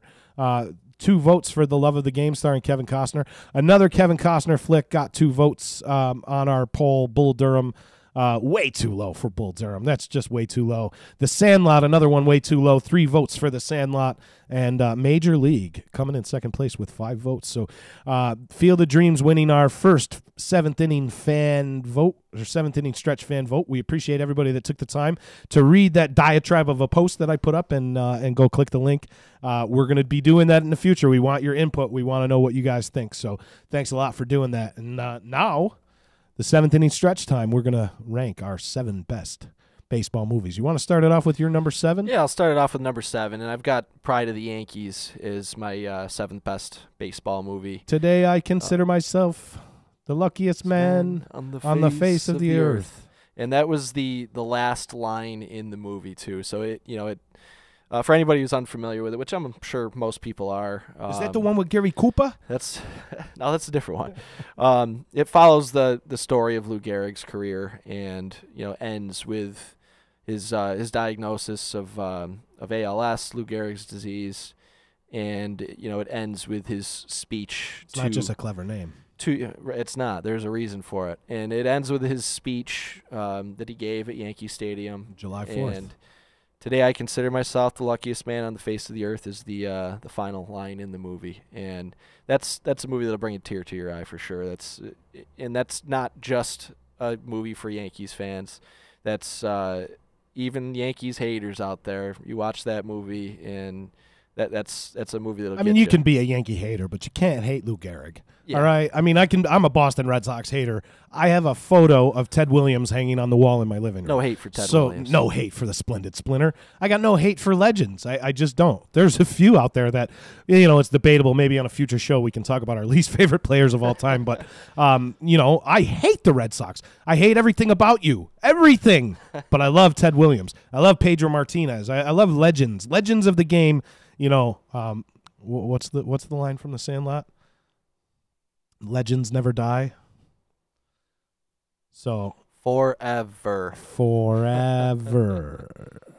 My number 7 movie was actually an HBO movie, directed by diehard Yankee fan Billy Crystal, and it was the story of the 1961 season aptly titled 61. But if you look at the title of the movie, on the movie poster and in script, it's 61 asterisks.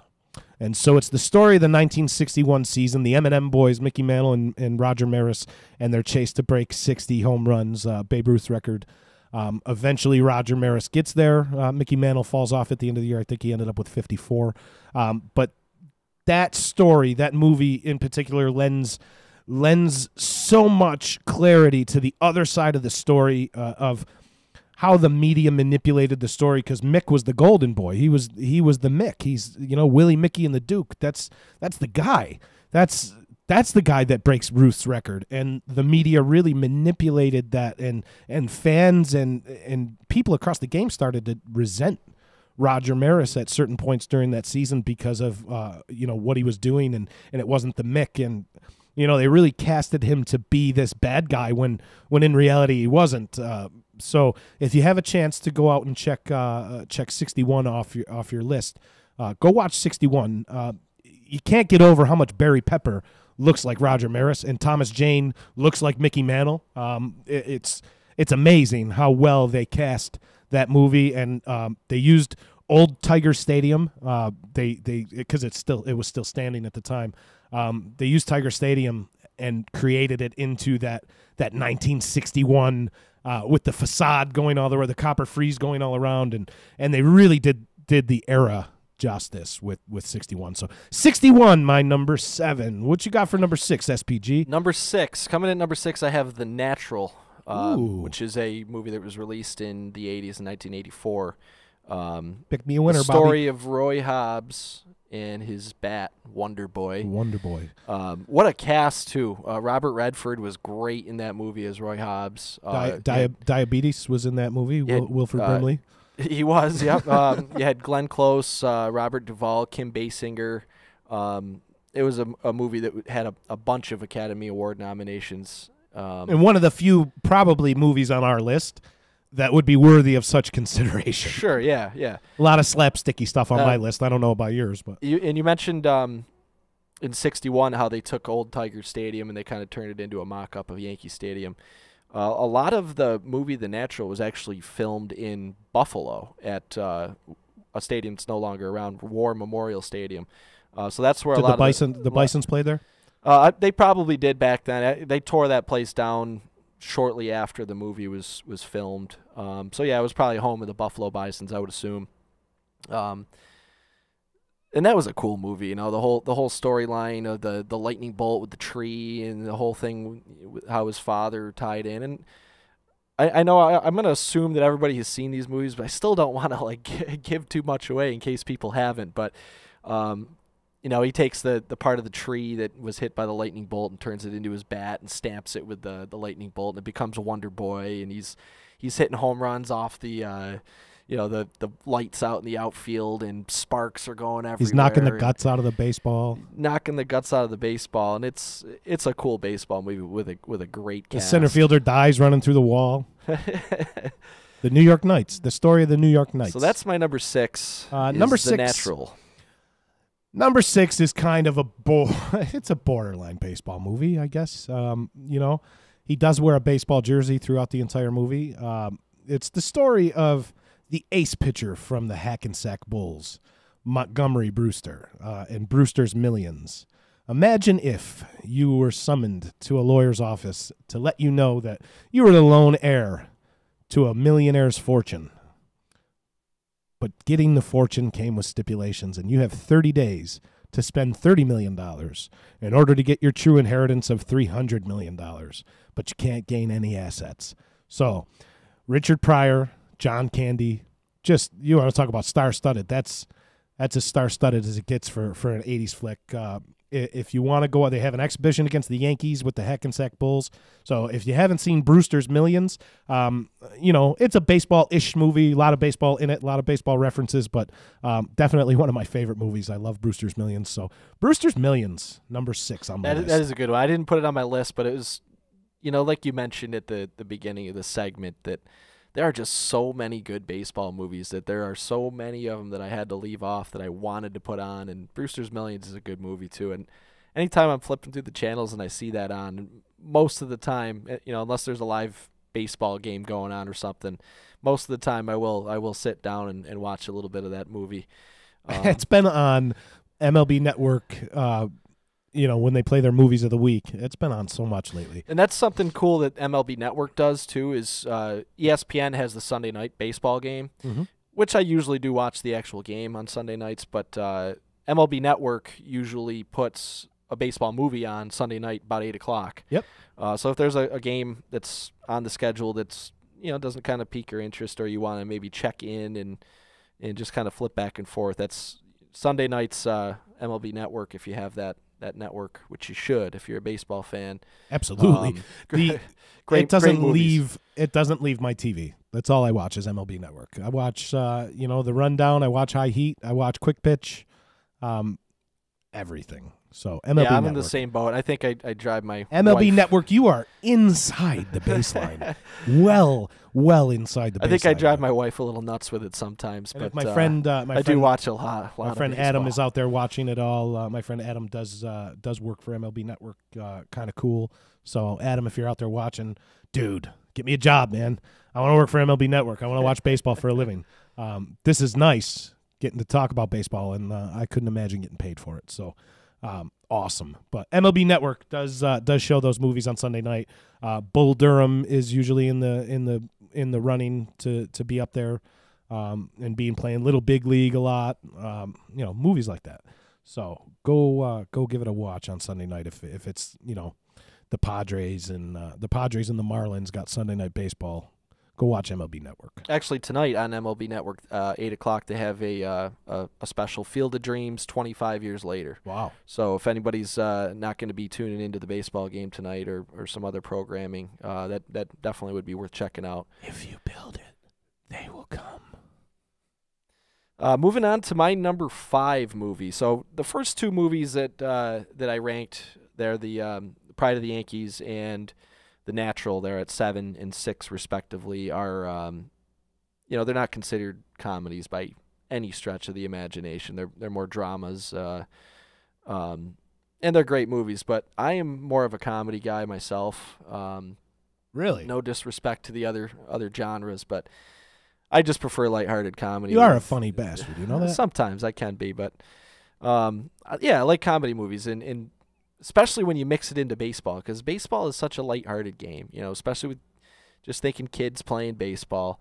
And number 5, bunch of kids playing baseball in this one, the Bad News Bears. The Bad News Bears. Which I think this could have easily been ranked way higher. Again, it's so tough to rank these top ones for me.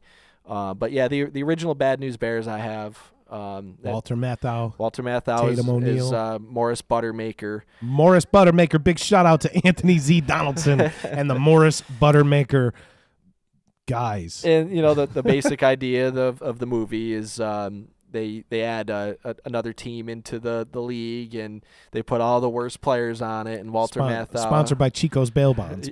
Yep. Walter Matthau, he's an alcoholic ex player. And he ends up managing these kids, and all sorts of hilarious antics ensue.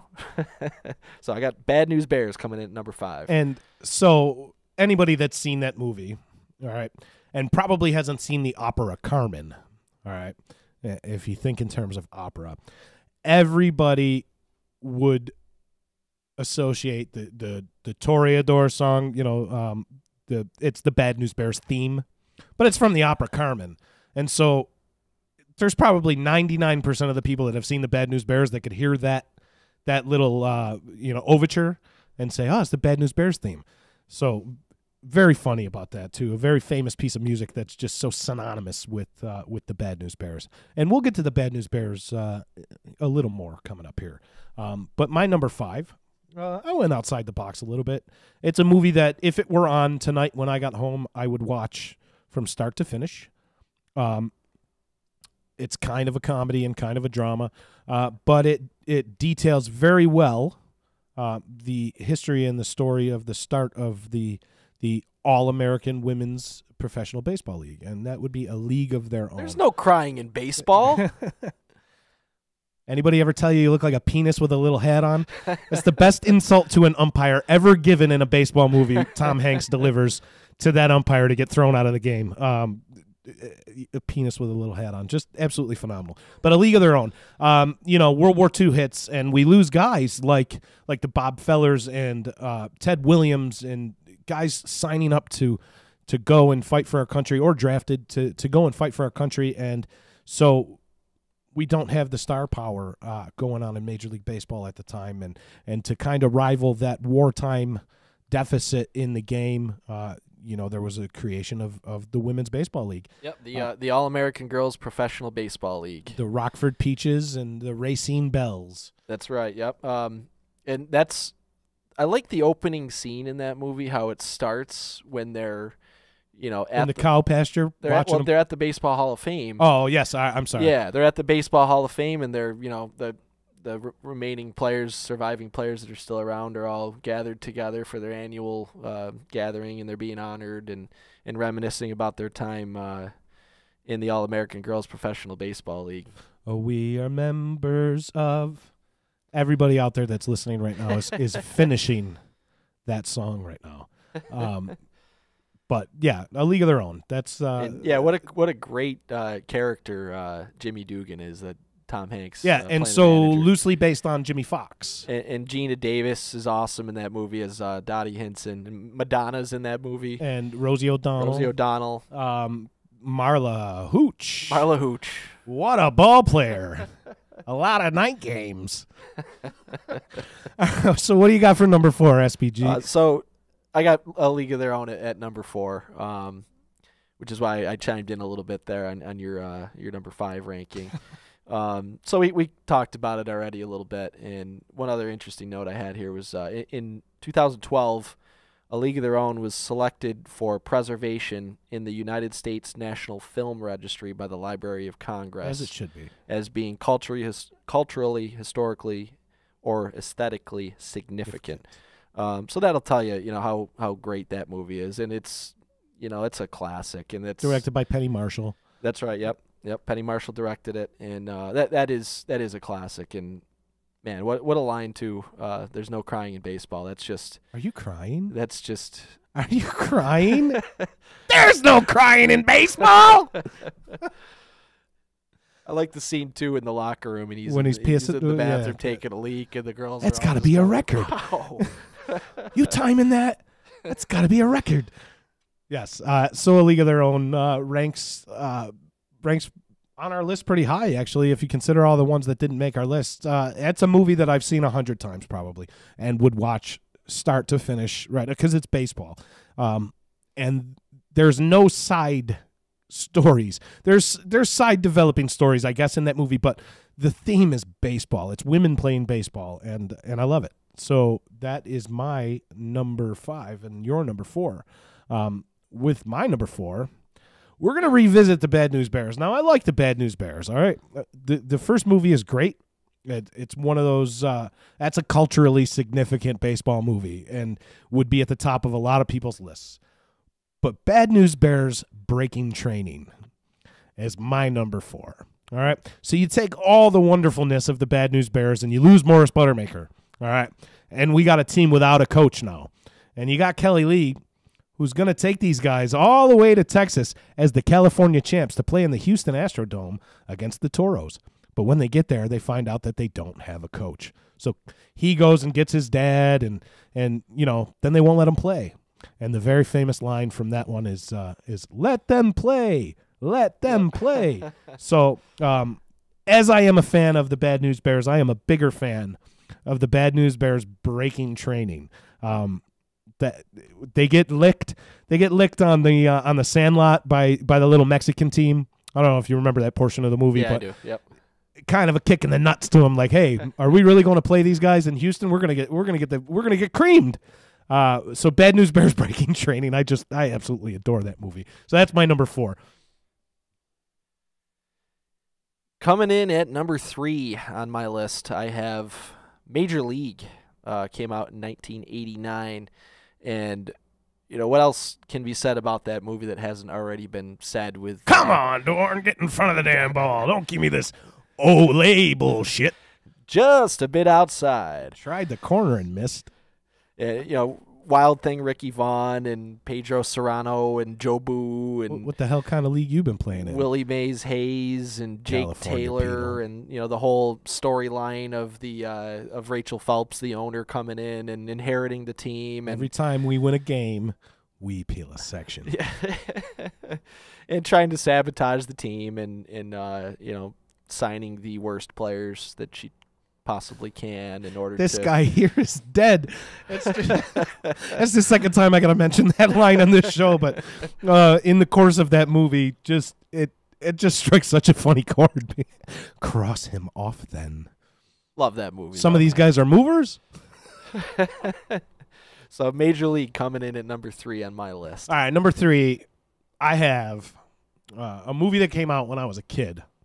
And by kid, I mean very impressionable and so open to the game of baseball. I was in love with the sport at that point in time. And this movie, although it takes place in the 60s, just absolutely hit home with me because this is how I grew up. The Sandlot. All right. The Sandlot could have been a parking lot. The Sandlot could have been a street corner. The Sandlot could have been a grassy field. Could have been somebody's backyard. It could have been, you didn't even need to have a bat. You could have had a tennis ball and no gloves. You just set up a coffee can and a piece of paper as your 2 bases, and you have your friends run back and forth, and you practice rundowns or pickles, as they call them in the movie. But a group of friends out every single morning from the time they wake up until the time that there's no light and doing nothing but playing baseball all day. That's after my heart right there. So The Sandlot means a big deal to me, and that's another movie that if it was on right now, I would watch. And I got my kids involved in The Sandlot now, and they love the movie. So my number 3, and definitely low on my list, but given the next 2 movies, you'll understand. But The Sandlot, very good baseball movie. Definitely go check that one out if you haven't seen The Sandlot. The story of Scotty Smalls and Benjamin Franklin, the Jet Rodriguez, and how they managed to pickle the beast. And Wendy Peppercorn. Can't forget Wendy Peppercorn. You can't. So number 2 on my list, I have an absolute classic movie, Bull Durham. That's my number 2 too. So we'll just cut to the chase, and we both got it on number 2. Let's talk about Bull Durham. Crash Davis and Nuke LaLoosh. That was my fantasy baseball team name last year was Ebby Calvin Nuke LaLoosh. And we mentioned too, when I talked about The Natural, that not too many of these movies are, critically acclaimed films. But Bull Durham actually was nominated for Best Original Screenplay. The writing in that movie is just second to none. Candlesticks always make a nice gift, and breathing through your eyelids and in the garter belts. And Crash Davis his speech. I believe in the soul, the cock, the pussy, the small of a woman's back, the hanging curveball, high fiber, good scotch.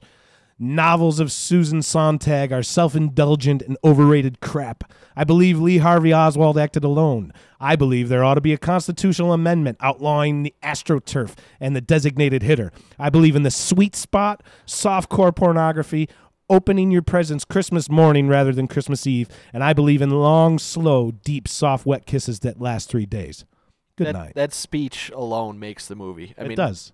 And it's a phenomenal movie. Even if you pull that speech out, it's great. But that speech makes the movie. Another thing that really makes the movie for me, and not that I played at any particularly high level, but I played a lot of baseball as a youth. And I was a pitcher, and I had an outstanding relationship with all of my catchers, really, but one in particular. And the relationship between pitchers and catchers is so highlighted in this movie. I mean, the whole premise of the movie is that they bring in a catcher to watch this pitcher.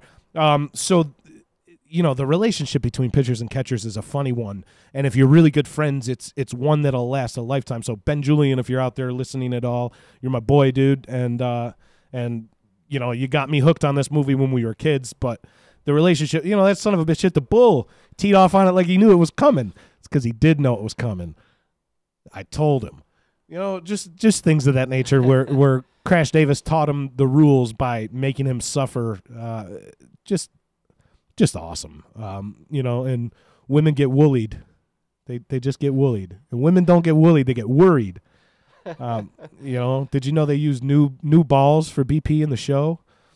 I don't know. Bull Durham, definitely in my heart. One of my favorite all-time movies, let alone baseball movies. One of my absolute favorite all-time movies. And, the best original screenplay thing just fits with it because that movie was written so incredibly well. It was. And Tim Robbins, Susan Sarandon, Kevin Costner. Another one with a great They cast. just carry that entire movie. So big props out to Bull Durham. I thought the Durham Bulls were a fake team when I first saw that movie. And then I found out, as I grew up a little, Mark Lemke, former Braves second baseman, World Series champion, also happens to be from Utica, New York. For all our listeners wondering why we would be mentioning Mark Lemke, because he's from our hometown. He played for the same high school that I played for and the same summer league team that I played for. And Mark Lemke played for the Durham Bulls. And so that's how I found out when I saw Mark Lemke's Durham Bulls card is when I found out that the Durham Bulls were a real team. So Bull Durham, both of our number twos. I'm going to let you get to your number one because I think it's something that we've already listened, and I want to hear what you got to say about it. So, my number one movie, maybe not even just baseball movie, but possibly my favorite movie of all time is The Sandlot. And for all the reasons you mentioned of just having my own memories of being a kid and being out in the backyard and playing baseball and simpler times before technology kind of just sucked everybody in and you're always, on your phone or having people able to get a hold of you at any second, when you're a kid and you're just out there running around doing your thing. You knew everybody was at somebody's house because all the bikes were in front. Yeah, you running around the neighborhood and just knowing like, oh, well, better get home. It's getting dark. Just the simplicity of childhood in a pre-technology world, and then you mix in baseball with that and just all the cool stuff that happens in that movie. With the whole storyline with the Beast and the scene with Squints and Wendy Peppercorn, and it's just such a cool baseball movie, and it really gets to the heart of the game too. Like, just those kids just loved baseball. They just loved the game of baseball. You play baseball like a girl. And there's so many great quotes and things from that movie that are just timeless too. Yeah, there is.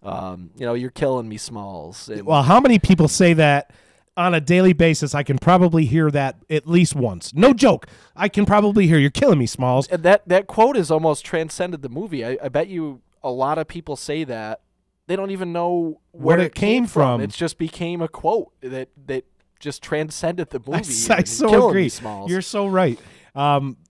It did. It transcended the movie because if you said it to a lot of people, they would be able to repeat it to you but not know where it came from. Yeah, they'd be like, "Oh yeah, I've heard that before." How can you have some more of nothing? Or the Big Chief when they eat the tobacco and then go on the spinner. Yeah, with tequila playing. Yep. And then the scene that everything kind of culminates to when Benny's running away from the Beast and running through little movie theaters or whatever it was, and past the picnics and through the whole little town and just destroying things. And then James Earl Jones running away from in his infinite wisdom beast at the end says, "Why don't you just knock on the door?" Yeah. And then you replace the Babe Ruth ball.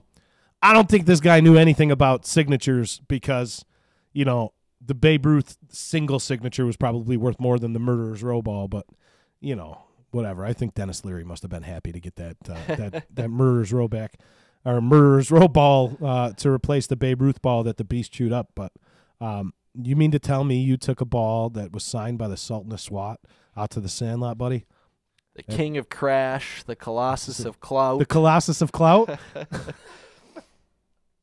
So, yeah, the Sandlot. The Sandlot means a lot to the both of us, for sure. And as you alluded to, man, that was us. That was me when I grew up. It's exactly what we did. And my son is that age. He's at that age now, and they stay inside. They play video games. Right, That's their interaction. It's not even the same. It's not the same as it used to be. It really isn't. So my number one, it's a movie that we both talked about already because you had it a little lower on your list. One of the first movies I remember seeing in the movie theater, and my dad took me. I was 8 years old, and we went to go see Major League. Now, if anyone out there has seen the movie Major League, you would realize instantly within the first 10 minutes that it is not appropriate for an 8-year-old. But I loved baseball. And so my father took me to see it. Within a week, much to my mother's chagrin, I had the Rick Wild Thing Vaughn a Veg-O-Matic cut into the back of my head. Jerry Galimo was my barber at the time. God rest his soul. Jerry Galimo said, "You sure you want this on your head, kid?" And I said, "Yeah, yeah." It was back when getting the numbers etched into your head was kind of fashionable, and wearing the rat tail, and so it wasn't that out of the norm. But I got the Rick Wild Thing Vaughn in the back of my head. The one-liners in that movie are something that stuck with everyone. If you've been around the game in any capacity, Absolutely. Every single game or every single practice that I ever attended, some kind of line or reference to Major League was made, no matter the circumstance, no matter if it's a 6-6 game in the bottom of the fifth and we're in a tight one. Somebody had something to say about Major League. It would always be referenced in some way, shape, or form. So Major League has always stuck with me.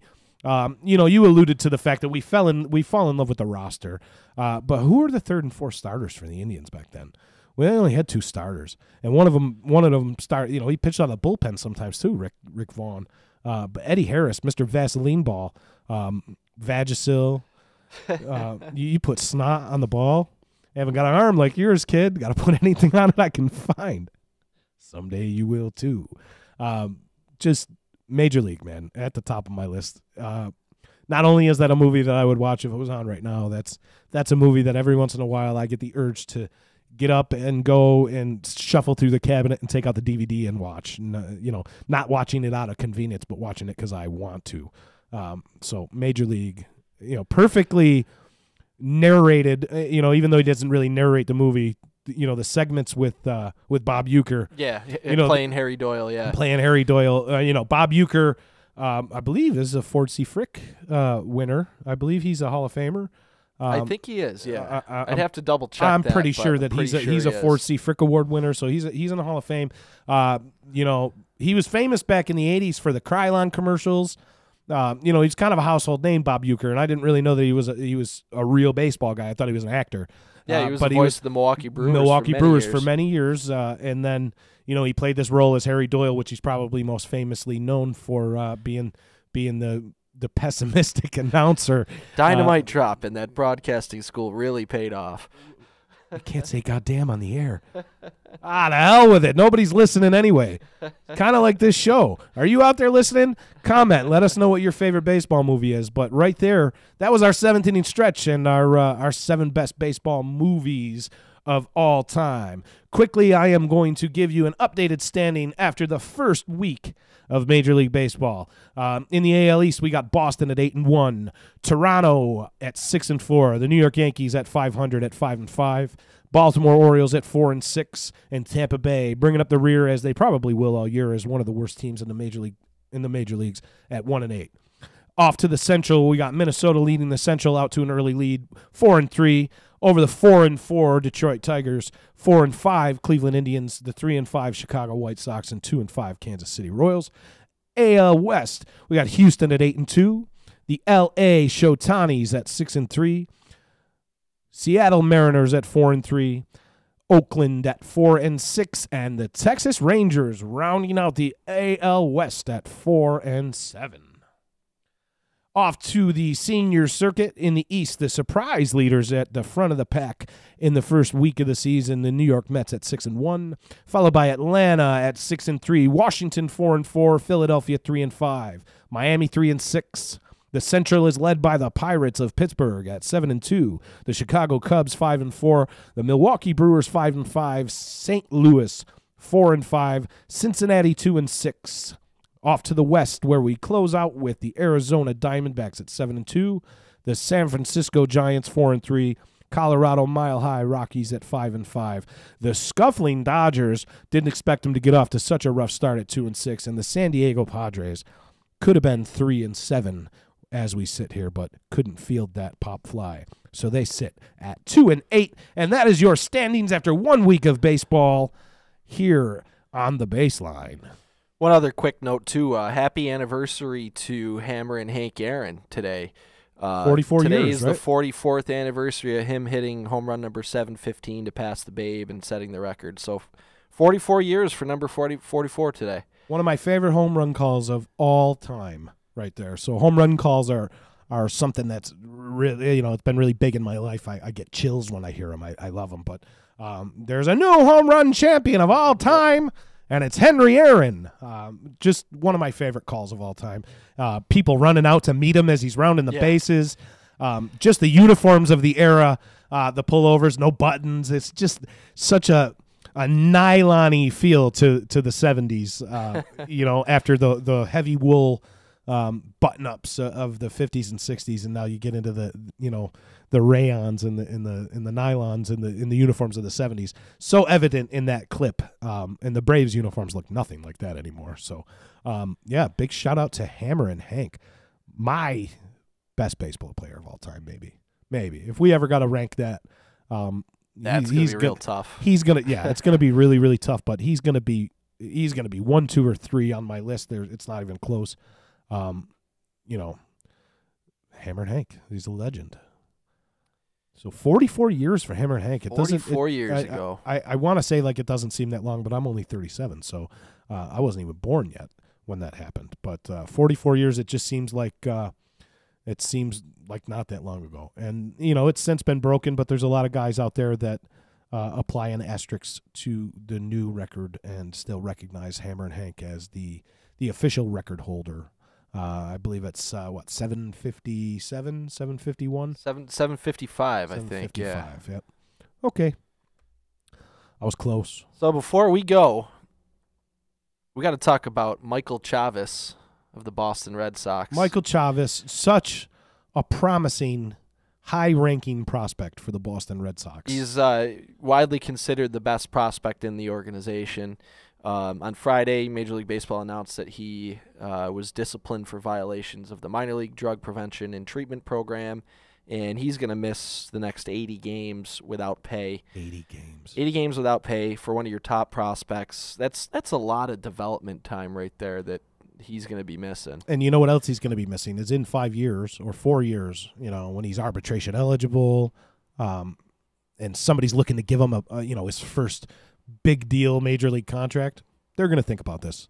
Period. Yeah, absolutely. They're going to think about this, and he could come out and just explode, and not get the dollar bills that he was in line to get. We've seen users get paid. The Melky Cabrera comes to mind. Ryan Braun. We've seen Nelson Cruz. We've seen users get paid again, but have we really ever seen a circumstance where we have a top prospect who hasn't even hit the game yet? We got a top prospect get suspended, and then come up and perform. He might be the first that he comes up and performs, and then it's really going to be an interesting thing when it comes time for that first contract. So Michael Chavis, you are out of the Baseline. Out of the Baseline, Michael Chavis. Don't do the PEDs, folks. Don't do them. If you're a stud prospect out there, don't do it. Don't fall into it. You don't need it. It's a kid's game. It's playing catch. It's hitting the ball. Put the bat on the ball like you've been doing your entire life and leave the needles alone. Michael Chavis, out of the Baseline. And we are out of the Baseline too, I think, buddy. We are, man. It's been another great show sitting here talking with you, and we'll be back probably next Sunday. I think we're going to do a show Sunday evening Our again. times are scheduled to change as we get into the meat of the season. We're going to pick another night to go live out there. We'll be keeping you up to date with that. But look for us next Sunday. Look for us on YouTube and Twitch and Facebook and the Disruption Network website, disruptionnetwork.net. Also, check out our sister shows, Ease, Beats, and Bizz, our football podcast, The D-Line. Every single day, we got EC Radio with our host, Anthony Z. Donaldson, Back Talk with Tommy Drama, and Home Free with Adeline Van Dyke. All excellent programs, too. Check those out. You can see all of the shows that have happened. Anything that you missed, you can catch up on all that at the website at disruptionnetwork.net. So hop on over there and check out all the great content they have to offer for you over there. And hey, we'll be back next time with some more baseball talk on the Baseline. Thanks for tuning in, everybody. For now, we are out. SPG and JP, we will see you next week. Keep it inside the Baseline. Thanks a lot. We're out.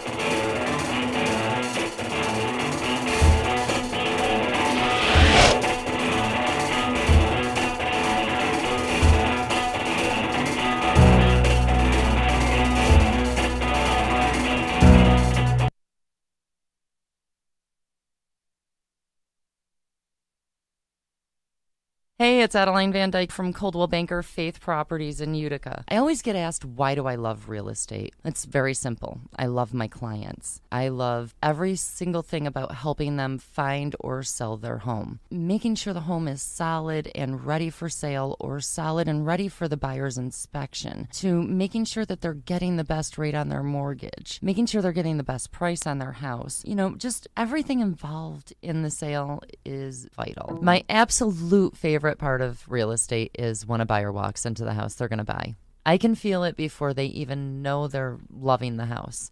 It's just that obvious. So I'd love to experience that feeling with you. So give me a call. Adeline Van Dyke, Coldwell Banker Faith Properties, 315-404-6431. Or you can find me on Facebook or visit my website at centralnewyork.com/Adeline. Thank you, and I look forward to welcoming you home. When it's your hard-earned money on the line that you are investing into a home, it makes sense to choose a proven professional to assist you in making one of the biggest investments you may ever make. Josh's dedication of over 20 years to the home construction industry allows him to bring knowledge and experience to your doorstep. That means you can feel confident and comfortable with his service to you. Past clients love his attention to detail and thorough written reports. By allowing Priceless Inspections to help you make a well-informed decision concerning your property, you will find that a quality inspection is priceless. Follow Priceless Inspections on Facebook or call 315-525-8725. Hi, this is attorney Nick Passalacqua. The team of attorneys I have assembled at Passalacqua & Associates has been carefully hand-picked to include the best trial attorneys in the particular areas of the law that we practice. Have you been charged with DWI or any other crime? Members of our team include former assistant district attorneys, now fighting to protect your rights 24 hours a day, 7 days a week. Have you or someone you love been seriously injured in a motor vehicle accident? Members of the team at Passalacqua & Associates include former insurance defense attorneys, now fighting to ensure that you get every penny you're entitled to. If you need legal help quick, don't waste your time or money calling anyone else. Remember, for legal help quick, you better call Nick and the team at Passalacqua & Associates, 315-500-NICK or 315-500-6425, or visit cnytriallaw.com today.